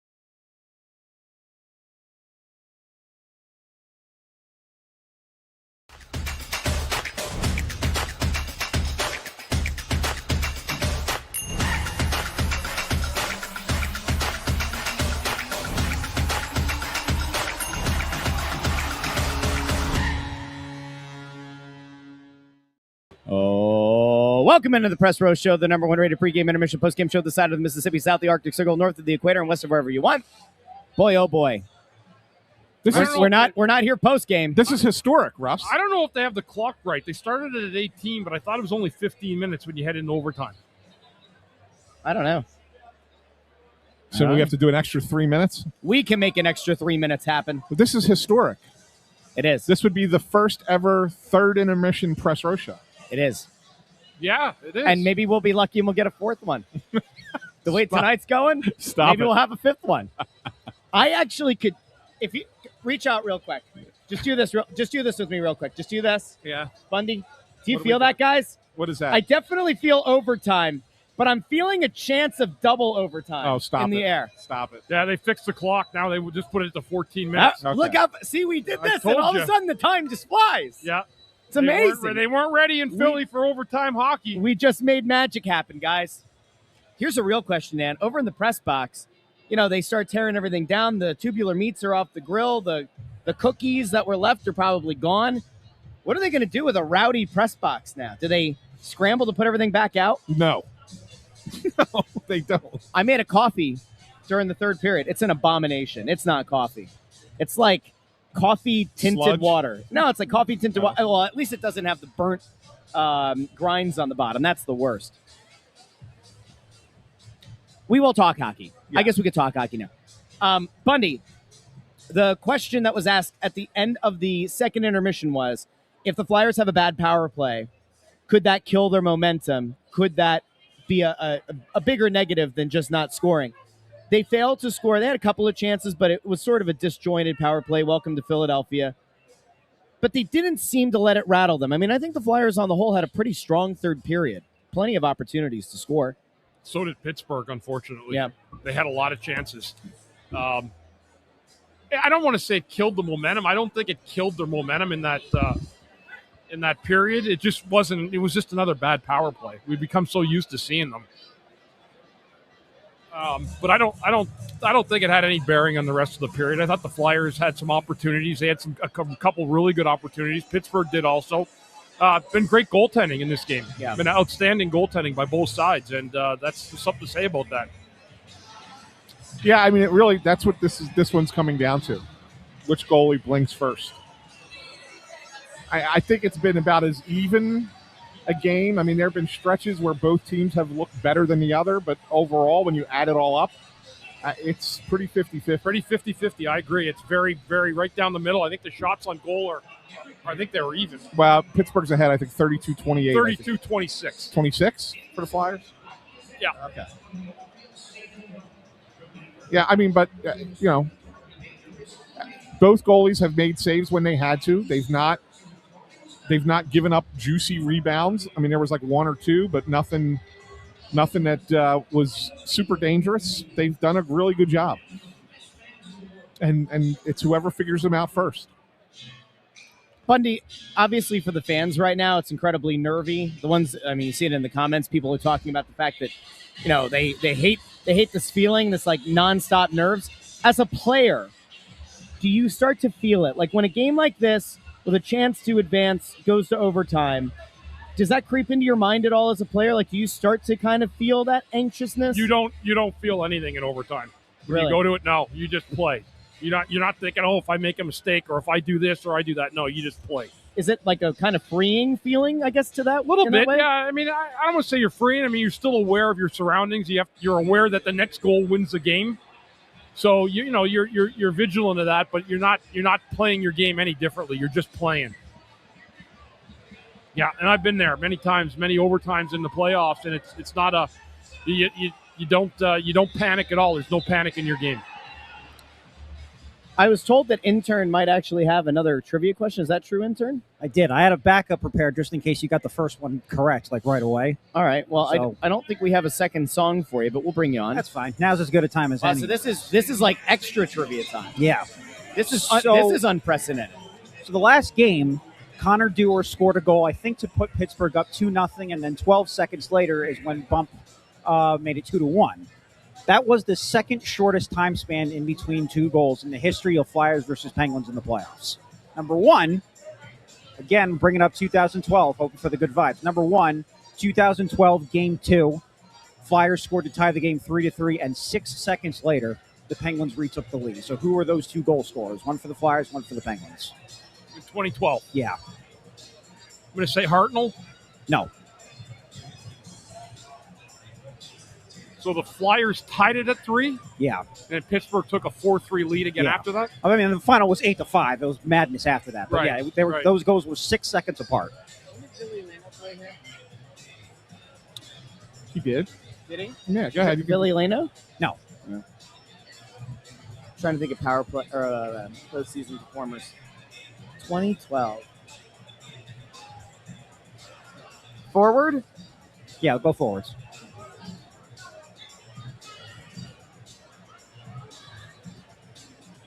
No, Giroux Claude Giroux, and Malkin. not Malkin.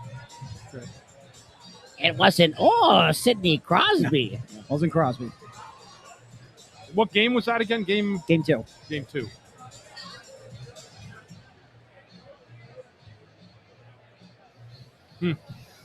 No, it's a good one. It's good trivia. It's a tough one. I can play music. Sure.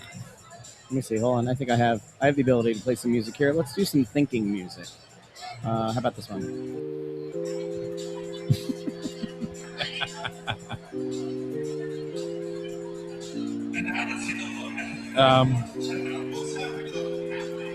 How about this one? This one's- I think this one's pretty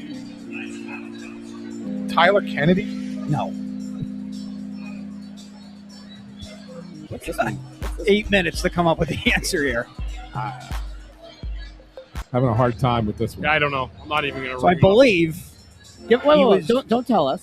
I was going to give a hint. Okay, hints. Yeah. I think the hint Bundy will get it after the hint. He was traded to the Penguins in exchange for Spit and Chiclet Toast Ryan Whitney. He's part of that trade from the Ducks to the Penguins. Anaheim to Pittsburgh, right? Yeah. Was Pascal Sakura? Dupuis. No. Who? Pascal Dupuis. No. Who did you say? Sakura? No. Also, Sakura was Max Talbot. No. He didn't go from the Ducks.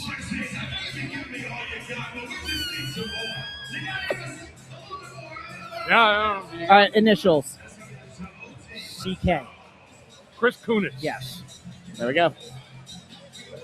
Did anybody get it out in the comments? He was annoying. That He guy. was annoying. He was a very effective playoff Yes. performer. Yeah. Yes, he was. Yeah.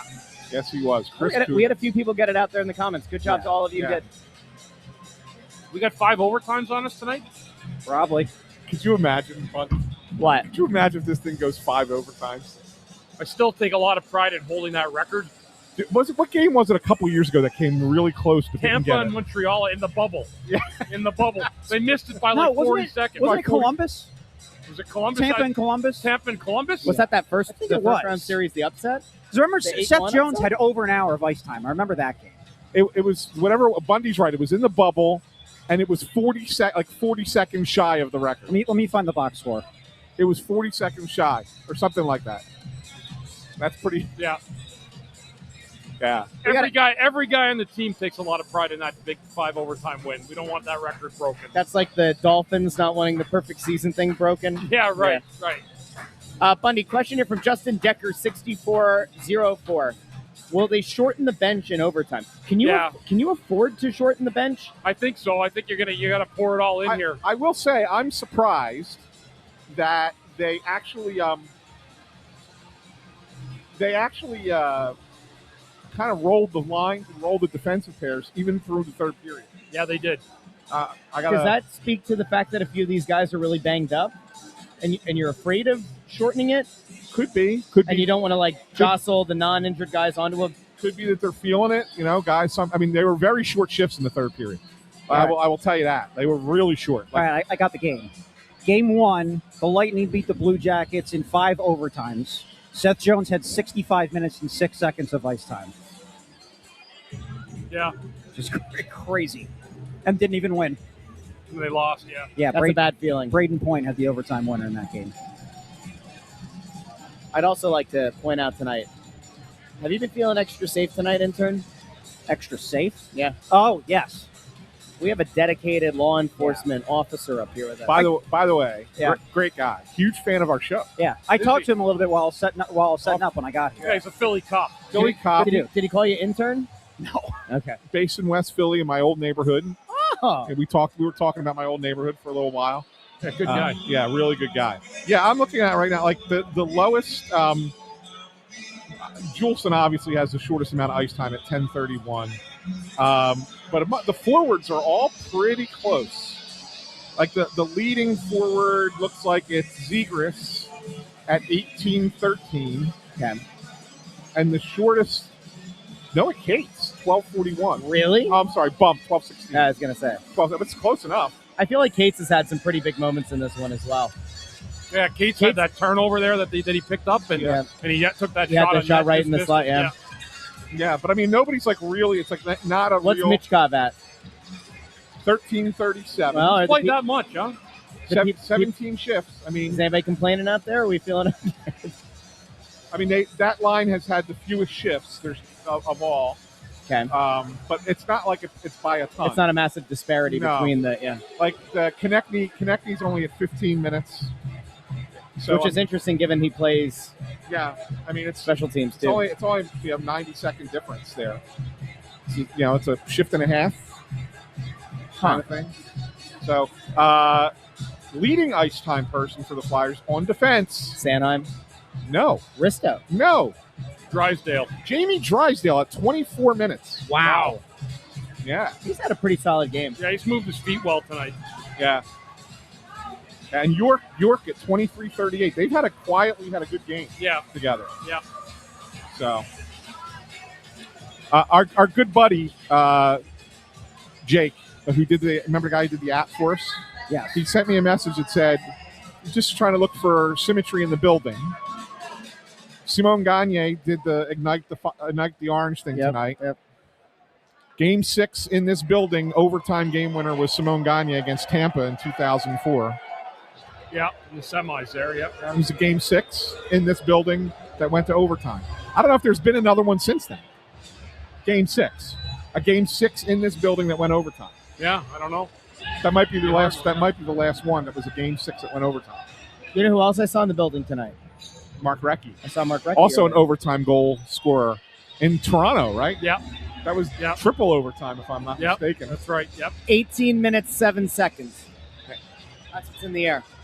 And 18:07. And wasn't, if I remember correctly, wasn't his wife about to give birth? Was she? That sounds that right, night or that like. I don't remember. I think he had to get you guys as soon as you guys got home. He had to go to the hospital or whatever because his wife was giving birth. So. Bundy. Yeah. Michelle reminded me. What? How can I forget? What? The last game 6 that went to overtime here was the Blackhawks winning the Stanley Cup. Why are we doing that? Come on, Michelle. Not tonight. That's a rough reminder. Thanks, Michelle. Completely. Well, we all try to put that game out of our memory. We got to exercise some demons here. You know what? Good point, intern. Exercise the demons tonight. Bundy. As the guys get ready to take the ice, it's obviously sudden death. Next goal wins it. You can argue, to some extent, next goal wins the series, right? I mean, you don't want to think of it in a negative way. You want to think of it in a positive way. What's the one thing Rick Tocchet is preaching to his guys as they're about to take the ice in the most important moment of the season? Just play, don't think. You've got a game plan, execute it, but just go out and play. Go out and do your best you can. Try to win the game. Someone's going to be a hero in our locker room tonight. That's what they're looking for. And it shouldn't be too complicated at all. We will see how this pans out. If it goes to another overtime, we'll be back. If it ends the game, positively or negatively, we'll be here with postgame. Now is the time to lock in, ladies and gents. Overtime. We'll talk to you next overtime or postgame here on the Press Row Show.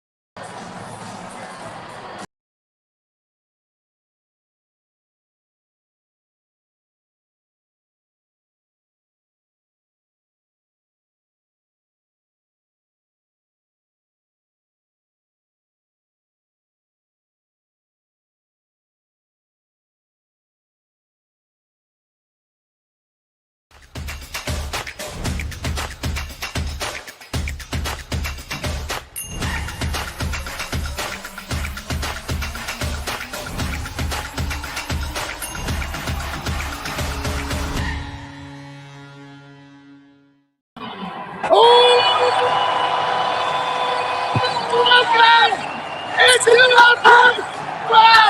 Show, the #1 rated pregame, intermission, and postgame show this side of the Mississippi, south of the Arctic Circle, north of the equator, and going to the second round. Your team, your town, your Philadelphia Flyers. Ladies and gentlemen, they did it. They don't ask how, they ask how many. Good God, Bundy, what an insane evening we have had here. Holy shamoly, Bundy. Yeah, that was something else. I mean, the whole hockey game was a great hockey game. Even at 0-0, it was a well-played game. Pittsburgh had the best of the opportunities in overtime. Yep. So the Flyers got a little momentum, and they ended up burying it past Shelov's on Cam York's kind of seeing eye shot in overtime, and that gives the Flyers a 1-0 lead, another shutout for Vladar, and on to the second round they go to take on Carolina, which will be another unbelievably good series. I think I speak for every Flyers fan out there. I hated every second of that overtime. The stress, Bundy. I was pretty relaxed. Well, you've been in those situations, and Yeah. you've been on the ice for those kind of games. Yeah, I felt pretty good about Does it. it feel any different when you're watching it instead of participating I'm just in it? excited. I mean, obviously, as a player, there's that different. It feels for like that 1 second when you win an overtime game that you got the Stanley Cup. Just for that 1 second, that's the amount of excitement that goes along with an overtime win. They're thrilling. It's a great feeling in the locker room. Great feeling on the ice afterwards. And that was a special win tonight. Flyers came up big. Vladar was unbelievable when he had to be. Made some terrific saves. First star, in my opinion, in this game. And he did a lot of great things. The Flyers hung on there. It wasn't perfect. I did not love the overtime at all, but they did enough to get the job done and win the game. Look at these people. Look at the people out there. They're excited. We very rarely show you what it looks like from our perspective. This is what we see every night as the people are coming in and they're going out. And you could see the massive humanity as they're starting to exit now, Bundy. No one wanted to leave. I mean, we're quite a few minutes after the puck ends up in the back of the net. The people are excited. They should be. This lady over here, she's excited. That lady next to her, also excited, almost took an elbow to the eye there. She almost knocked her friend out. You're right. I think she did. She did. Almost She landed a elbowed strike. her. She almost got 5-minute elbow and major. Oh, my her gosh. friend out. So, listen, what a night. It has to be said. This was one of those incredible sorts of performances. And Bundy, like, this series, so much of it has come down to Dan Vladar. And, Yeah. Dan Vladar needing to step up in a big way. And it once again happened tonight. Yeah, Vladar was great again. I mean, he was rock solid when they needed him to be. Seeing him on the replay here, he's right in that scrum there, cheering on his teammates at the end. Yep. And Cam York, the most unlikely guy. I bet you no one had Cam York on their overtime challenge score sheet, and he ends up getting it done. And that was a great win. The fans are happy. Everybody's pretty pumped up, and we get to see more hockey here in the second round, which is even better. That is honestly about as nervy of an ending of a game as I can remember in a long time, Bundy. Yeah, Pittsburgh had their chances, so They had a lot of them. Overtime actually started. I thought that the Flyers, the first 5 or so minutes of overtime, it was kind of okay, and then it felt like there was a stretch in there that felt really nasty. Pittsburgh was setting up more in their offensive zone. They were actually getting possession. They were getting opportunities, a lot of deflections. The Flyers, conversely, had a lot of moments in that overtime, Bundy, where they just couldn't get anything going. They're trying to dump in. They couldn't maintain possession. Yeah. They couldn't get. I honestly thought that it started to feel like, oh boy, we're going to a Game 7. I'm trying to find the shots on goal, but Pittsburgh had a significant shot advantage towards the end of the game. I'll pull it up here. I think it was like 42-30. Here you go. It was 42-32 at the end. Okay. So, That's a rock-solid job by Vladar, stopping all 42 shots he saw tonight. That's Incredible. unbelievable, yeah. This is incredible, yeah. And you know what, Bundy? I brought up today, the Vezina finalists were announced. And I'm not saying that Dan Vladar should have 1,000% have been a Vezina finalist. But when you stack up his numbers against Sorokin, Vasilevsky, and who's the third? Swayman. Yep. I'll tell you what, if Dan Vladar didn't end up getting some down-ballot Vezina votes this year, there is something fundamentally wrong with the system.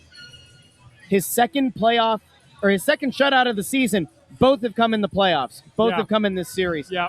And what a fitting end to the series that Vladar, who we all said coming into the series, the ultimate advantage the Flyers had, bar none, was going to be the one in net. Yeah. And it came to fruition. Yeah, he was that good. Vladar was excellent for the Flyers in this series. You think about it, he got jinxed by 2 goals in the last 2 games that cost the Flyers, and he was able to bounce back tonight with an absolutely perfect performance. So, he did his job. That's outstanding goaltending, and that's what you need in the playoffs sometimes to get a big win. That was just huge. This whole postseason has kind of felt like a little bit of vindication for a fan base that has been much maligned. And it felt like everything was starting to turn a little bit, right? First 3 games, everybody's happy. First loss starts to get a little bit nasty. Second loss, you start getting some people, I've been calling them rats, Bundy. There have just been people that have been stirring up controversy, stirring up all kinds of crap online. And tonight, you get a big win, you get an overtime win, and now everybody's happy. If you're out there right now, and I don't know I know Ant was looking at it during the intermission going into overtime. He's looking at the shifts and the shift length and the time on ice. If anybody out there right now, if you're at any point between now and game 1 of the second round, if you are scrutinizing the minutes or the shifts or whatever, you need to go outside and touch grass or go into your freezer and touch some ice. They got it done. Rick Tocchet deserves a lot of credit. Push the right buttons. Some would argue the change that he made last game, you run the risk of potentially throwing off some chemistry. Tonight, really shook up the lineup. He did, and it worked. He played a lot of the guys in this game. Like, he wasn't like he shortened the bench. I didn't know how much of Mishkov we were going to see in overtime. He got the overtime assist on that nice little play he made across to York on the blue line. They had a situation in the overtime. They had Barkey and Mishkov on the ice together. With Cates, that's really trusting your players in a very, very big spot. And so the Flyers ended up getting it done. They had a little pressure before that. Martone missed one on the doorstep. That backhand. The backhand just poked it away. That was close. They had close chances. Pittsburgh had some close chances too. So it was a really, really good game, a really, really good NHL playoff game to watch, and I have great memories of being here for that. And somebody who probably feels a little bit vindicated tonight? Who's that? Mitchkov picks up an assist. He does. He played all right tonight. He's still. It wasn't perfect. He's still a liability defensively. He is. He gets lost in coverage in the D zone, and you can make plays on him. But I thought for the response you're looking for, I thought he had a great response tonight. He did. Yeah. And you know what? You hope you carry that momentum into the next series. Yeah, you really do. That's exactly right. I'm actually going to go out here really quickly. So video guy Amadeo is downstairs, and he's got some footage here. He's got the video of the people, the sea of humanity. He's in the building downstairs.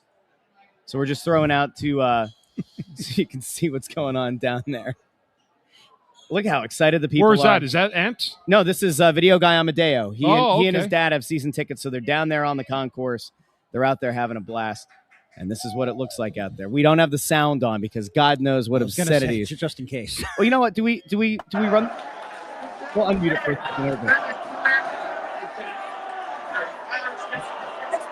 That sounds like a Let's Go Flyers chant out there, I think. I'll tell you what, this is why we always say you never know what to expect on the Press Row Show, but that is the current video coming out of the Xfinity Mobile Arena as people are getting ready to head out. Absolutely wild night down here.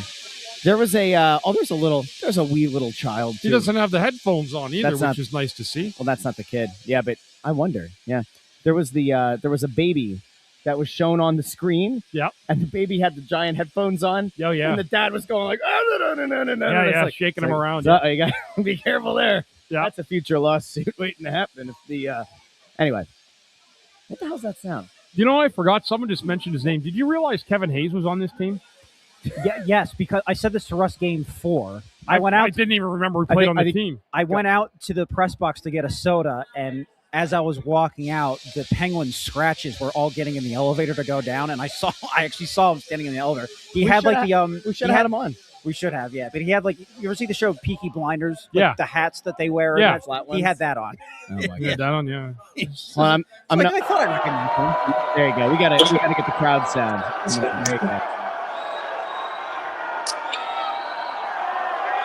I mean, Bundy, this is what we've all been waiting for, right? This is Yeah, and exactly. you beat your cross-state rival. You had a 3-0 lead in the series. You squandered a couple, and you come back in Game 6. I said it before the series, Flyers in 6. Not how I thought we'd get here, but Flyers in 6. No, I mean, I thought 5 was in play, and realistically, it probably should have been, but you take it. They don't ask how, they ask how many. You picked up the 4 wins. And listen, the thing that we kept coming back to, even as they lost these last 2 games, you're a fluke goal 2 games ago from having a chance to win. You're a fluke goal last game away from overtime. It felt like there was still a significant enough talent gap between these. I think they were pretty evenly matched, but there was enough of a significant gap at even strength especially that the Flyers over the course of 4 games weren't going to lose 4. Yeah, I never felt like they were going to lose this series. I just didn't know how long it would take. Even if they lost tonight, I felt like they still had a good chance to win in Pittsburgh, which I didn't want to go back there, obviously. I mean, you don't want to be up 3-0 and then give away 3 games, and then you take it to Game 7 that way, which is not a good predicament to be in. But we don't have to worry about it. The only thing you got to worry about now is the Carolina Hurricanes, who to me is the top team in the Eastern Conference. Yeah, I agree. I'm just enjoying. You like watching all that, eh, Russ? I think it's a good, you know what? I think on the whole, especially for the people who are at home, the people who can't be down here at the arena. Right. I think listen, we're not saying that this is exactly like living it, right? But I would say that having a little bit of footage from inside the building maybe makes it, especially we have how many people who watch this show in other states. We've got like Texas covered a lot. We've got California. We've got New Mexico. Mike the York, come here. Mike, come here. Way to go on the Oregon tonight, buddy. Mike, come here real quick. Get on the mic. Come here. Come on over here. We're going to bring on Mike. Put this on for a second. There is no better, and I mean none. There is no better organist in the National Hockey League. Oh my God. And I don't know how we'll get there, but we need to have somebody do an official ranking of organists. And if they don't do it, we're going to start it. Oh, there's some really good ones in this league. While Lauren Hart, you're the best. While buddy. Lauren Hart is the number 1 anthemist, we are going to declare it now number 1 organist in the National Hockey League, and we don't care who knows this man. Well, I appreciate it. Thank you, Russell. Mike, how Fired up. How did you're fired up? It was a crazy tense game, wasn't it? It was. It was just one of those bang your head against the table games, and then we got a nice finish at the very end. Yeah, it was good. It kept everybody on the edge of their seat. Yes, that's it for was. sure. Yeah. Definitely exciting. We're in Warrington again tomorrow night, by the way. I know. I wish I could be there. I'm gonna be at work. Okay, I'm gonna try to send you people. I told you. You told me to tell you when we're in Yeah, Warrington. I would. So, It's my neck of the woods. So. Yeah. So if you're in the general Warrington area tomorrow, we're doing Snow the Goalie Radio 6:00 tomorrow. Chickies and Pete's in Warrington. Come on out. We'll have a lot of fun. We have a great game now to recap. It's going to be an exciting night. And we get to actually take a deep breath because, Bundy, I mean, it would kind of suck to do the show tomorrow if this were going to a Game 7. Yeah, that would be a unnerving show, yeah. So now we get to kind of look at the positives coming out of the series, the things to work on, and then obviously previewing Carolina. Mike, we don't need to hold you up, but thanks. Mike, thanks for coming up, buddy. We wanted to introduce the number 1 organist in the league to our fans. So. And I'll tell you what, Mike, on one hand, we're excited about the hockey to come, but I think we're more excited to spend just a few more nights here. Oh yeah, with absolutely. you. Oh, the same player. There you go. See you, Mike. Have a great night, buddy. Have a good night. Take care, Mike. See you, buddy. Have a great night. Stick taps for Mike. Yeah, Mike's Stick taps. the man. There we go. We're getting Bundy, the super chats are coming in. They are flowing. We got to get to, I think there are a few here that we have not gotten to yet. All right, so let's try to jump around here a little bit. Let's see. Greg Bondarenko says, great series coverage, Snow the Goalie. Thank you, Greg. Hope you'll join us for the Hurricane series. I met Greg, I think, last week. Greg introduced himself to me. There you go. Pretty sure he did. There you go. Phantom 6715 sent a super sticker. Well, thank you, Phantom. Very kind of you. Fawcett yells Vladar. We're going to violate our own rules here. This person says that Pittsburgh should eat feces, I believe is what that says. My God. Yeah. So we had that. All right, let's see. Wyatt's Hot Takes says, hey, Russ, speaking of rats, what do you think of Kevin NYT Rat Kurtz will say about Mitchkov's game-winning assist? I guess we'll find out. We'll have to read it tomorrow. We'll read it tomorrow. I won't read it, actually. I don't subscribe to that stuff. You don't? No. Bundy's I'm not paying for a subscription to that. Not a subscriber.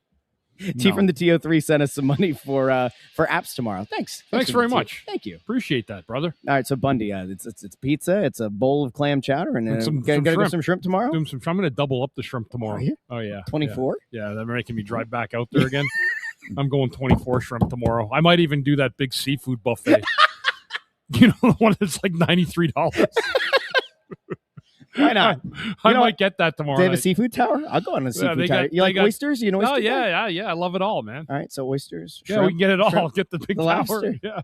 Or just we can get expenses to Ant's company. He's not here. He doesn't know. No, he doesn't no idea. Thanks, Ant. Thanks for the Yeah, they got a seafood tower. big giant crab boil. So I'm looking into that tomorrow night.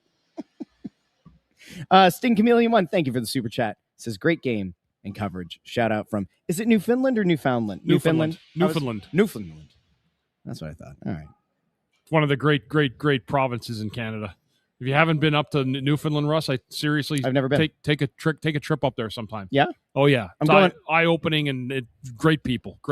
I'm going up to Canada next month. I'm actually like in 2 weeks. Whereabouts? Well, I better Toronto. Okay. I better make sure that I don't know, could the Flyers still be playing in 2 weeks? I guess anything's possible. Who knows? I think Toronto's still part of Canada. Well, I don't know if they're part of anything, to be honest with you. They're a little bit of a mess, those fine folks. Let's see what else is out there. Well, this comment is interesting. Hold on, wait. Wyatt's hot takes says the super chat. Thank you, Wyatt. Bundy not paying for the athletic man of the people. I would never pay for that. Why would I pay to read some article I probably already know what he's going to write about? I hate that when I go click his article and it's like it shows you like 2 seconds of it, then it puts on a paywall. That bothers you. I don't like that. Well, there are some sites to get around paywalls. You know, we don't charge anybody to come on here. Why would I pay to read that crap? Not here. We don't charge. I used to travel with Kevin when he was like the photographer for the team, and he graduated to writer and all that. Yeah. So, yeah, I mean, I remember when he was like just a wee little lad. Was he always that tall? He's a tall guy. A peon here. A peon. Yeah. T from the TO3 with the super chat. Thank you, T. So shout out from Fort Lauderdale Beach at Parrot Lounge. We are flyered up here. That's what we love to see. Parrot Lounge. I've heard of the Parrot Lounge. Have you heard of the Parrot Lounge? Yes, I have. Have you really? Yeah, I have. No way. Yeah, I have. I've heard of the Parrot Lounge. I've never heard of the Parrot Lounge. By the way, I love this was happening pregame too. I don't know if you. It's like every time you come on pregame now, it's Chris Therien, Flyers fan. Flyers fan. I love it. If you missed it, there was a thing. Fox 29. It was the bus trip, right? We were taking the bus trip. We were leaving from Philly, just over by the ball field. Yeah. And they put me on TV with Jeff Spursky. He's asking me about the trip and about the series and all that. And it said below Chris Therien, Flyers fan. Didn't say former Flyer or Flyers alumni. It said Flyers fan. And you know what? I am a Flyers fan. Stay humble. You know what? I think it's okay for you to be a Flyers fan. There's a lot of guys that are Flyers fans that played for the team. We want them to do well. You should. We want them to have success. It was really the only home I knew in my NHL career for a long time in this town, and I love it here. So I'm proud for the guys. I'm glad they got it done. And if you want to call me a Flyer fan, go right on ahead and do it. I love it. David Cross, thank you for the super chat. Says Krabby Fries for the boys. I have to get down to one of these Chickies and Pete's Snow the Goalie shows. Well, here's what I can tell you. So we have one that's a makeup for last week. So whenever the Flyers season ends, maybe with a Stanley Cup final, who knows? We'll do kind of like a season recap. I think that's going to be like the extra show that we do. But we will be in Warrington tomorrow. It is a nice location. We got a nice little area outside. There's that fireplace in the outdoor area there. Nice, yeah. That's nice. And, I might be there. I'm not sure yet. All right. Well, I'm 100%. Well, listen. If not, then I'm gonna have to eat the seafood tower all by myself. You should order a clam bake too, and I'll order one. They have it. Where do you see it tomorrow? Where do you see it tomorrow? What's a clam bake? It's got everything. It's got mussels. It's got the clams. It's got the crabs, the snow crabs. That's not like the thing. That's not like the seafood boil where they put the newspaper out and then the corn. Oh yeah, it's something like that. You got corn in there. Oh potatoes. yeah, I thought that's like a boil. Isn't that called a seafood boil? Seafood boil or crab boil or whatever they do that. Call it. Yeah. Oh. You going tomorrow, Andrew? I'll be there. We're gonna rack up that bill, baby. Oh yeah. SanFilippo, executive of his company, he's gonna have to answer to some people about that bill. It's gonna be a great bill. Yeah. It's gonna be the best bill since Clinton. No. Come on out. They'll buy your dinner. Do a show. It's the only bill I could think of. What other bills do you know? Russell. Bill. I am Russell. Yeah. No, Bill Russell. You Bill Meltzer. Meltzer. Celtics. Bill Meltzer. That should have been the answer. Come on now, Andrew. All right. By the way, we had like 550 people in here watching on YouTube. So a big thank you to everybody who's tuning in. By the way, if you're new, we do the show pregame, intermission, and postgame every home game. We've been doing it for years. But if you're new here, we appreciate you finding us. We also do a weekly show at Chickies and Pete's at one of the 17 locations in the greater Philadelphia area. And we do stuff throughout the season, have some interviews. There's some dev camp stuff. We've been putting up the old episodes from way back when. You can find it on YouTube and wherever you get your podcasts. I know Ant is downstairs. He's wandering and meandering. One thing, Bundy, and like we're not pulling up the interviews here as they're going, but you know, Sanheim's a guy who's been here for a long time. Yeah. And he played a good game tonight. Of all, I would make the argument, maybe you agree, disagree, of all the guys who kind of fit that core, right, that group of guys, to me, he's the one who has taken the most strides and become a guy who, when you talk about the pipeline of players, the kids are coming, he is the embodiment of what you hope you can develop a guy into being. Yeah. Yeah, I mean, it took him a long time. It wasn't a fast process with him. It took him 7 years. Yeah. You know, when you get really boil it down before he kind of figured. Remember, don't forget when he was here, he was getting scratched by torts in his hometown. You know, so that wasn't that long ago, you know, so he's come an awful long way from them, and I think probably playing for Torts made him a better hockey player. Yeah. You know, and Ristol's played really well back there. You know, I don't Playoff believe either man. one of them is a number one defenseman. I really don't. Yeah. But together they're playing like a number one pair, and that's all that matters. I'm looking over on, is that NHL Network is the one that's got the scrum right now? I think it is. Kevin Kurz, there's his head in the background if you're watching NHL Network. Getting ready to write that Athletic article tomorrow there that I won't read. The paywall. Make it free. You put one out the other day that was free. He actually put it like free with an arrow down on it. Do I see Kevin Durso's dome behind Konechny on the other? So we got two angles of Konechny because of the way that we have it set up here. Oh, let me see. Can I think I could probably spin this, and you can see the video wall over there. I see Konechny on the TV now. He absolutely has to be better next series. Oh, without a doubt. He was invisible for a lot of this series. He scored one goal. You know, it was not an easy ride for him, but they're going to need him to step up the next series. They really are. They're going to need their veterans to be better than they were, and that's going to be key. We'll see if it happens. I mean, it kind of has to. There's intern. I'm trying to give. I don't think there's a way for me to like be able to do this better, but this is just to kind of give people an idea of what things look like around here. But we have the video wall over there, so you got double Konechny here. Anyway, it doesn't matter. We're just out here trying to live it up a little bit. Bunny, anything else you want to get to tonight? No, a great win, great night, phenomenal game. Really a good 0-0 game to watch. There were chances all over the ice, and our home team got the job done. They move on to the second round in glorious fashion, and that's all you want to see from your team. You want to see a great win at home and in Game 6, and you didn't want to go back to Pittsburgh for that Game 7, and the Flyers ended up getting the job done. Got to give a shout to the whole crew for getting it done tonight.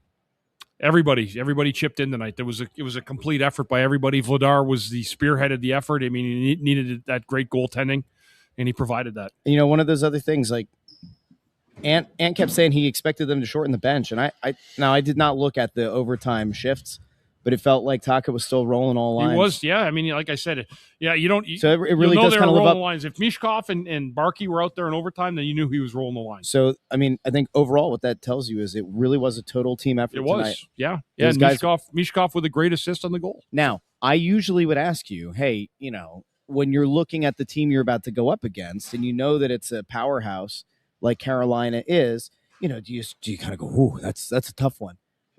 Based on the way they're playing and the fact that they just ended it on a shutout, the second shutout that Vladar has had, he's as dominant as he's been this entire postseason. Do the guys start to have that kind of feeling of, you know what? It doesn't matter who lines up across from us. We got a chance. Yeah, I think so. I think when you have a good goaltender, that's where you find your belief. You know, if you think you're a little lesser of a team than them, and you have to stack up your goaltenders. And again, I think Philadelphia has a goaltending advantage again in this series. Freddie Anderson was really good for Carolina in round one. Mm-hmm. Carolina never trailed in that series, not for one single second. It's crazy. Yeah, in a 4-game sweep of Ottawa. You know, and they kept Brady Tkachuk off the board for all 4 games. Did nothing crazy in that series. So they're a great puck possession team. They move the puck east to west. They move north to south. They don't have a lot of flaws. They don't. They have a number one defending, like a true number one defender back there in Slavin. They're deep up front. They have a lot of everything. They're going to be a tough out.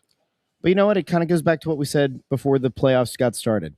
Enjoy the ride. Enjoy this playoff run that not a lot of people thought was going to be possible. And not only do the Flyers make the playoffs, they win a first-round series. It's been forever since they've done that. They take out the Pittsburgh Penguins, cross-state rival. You get to watch Sidney Crosby and Evgeny Malkin and Chris Letang skate off the ice sad.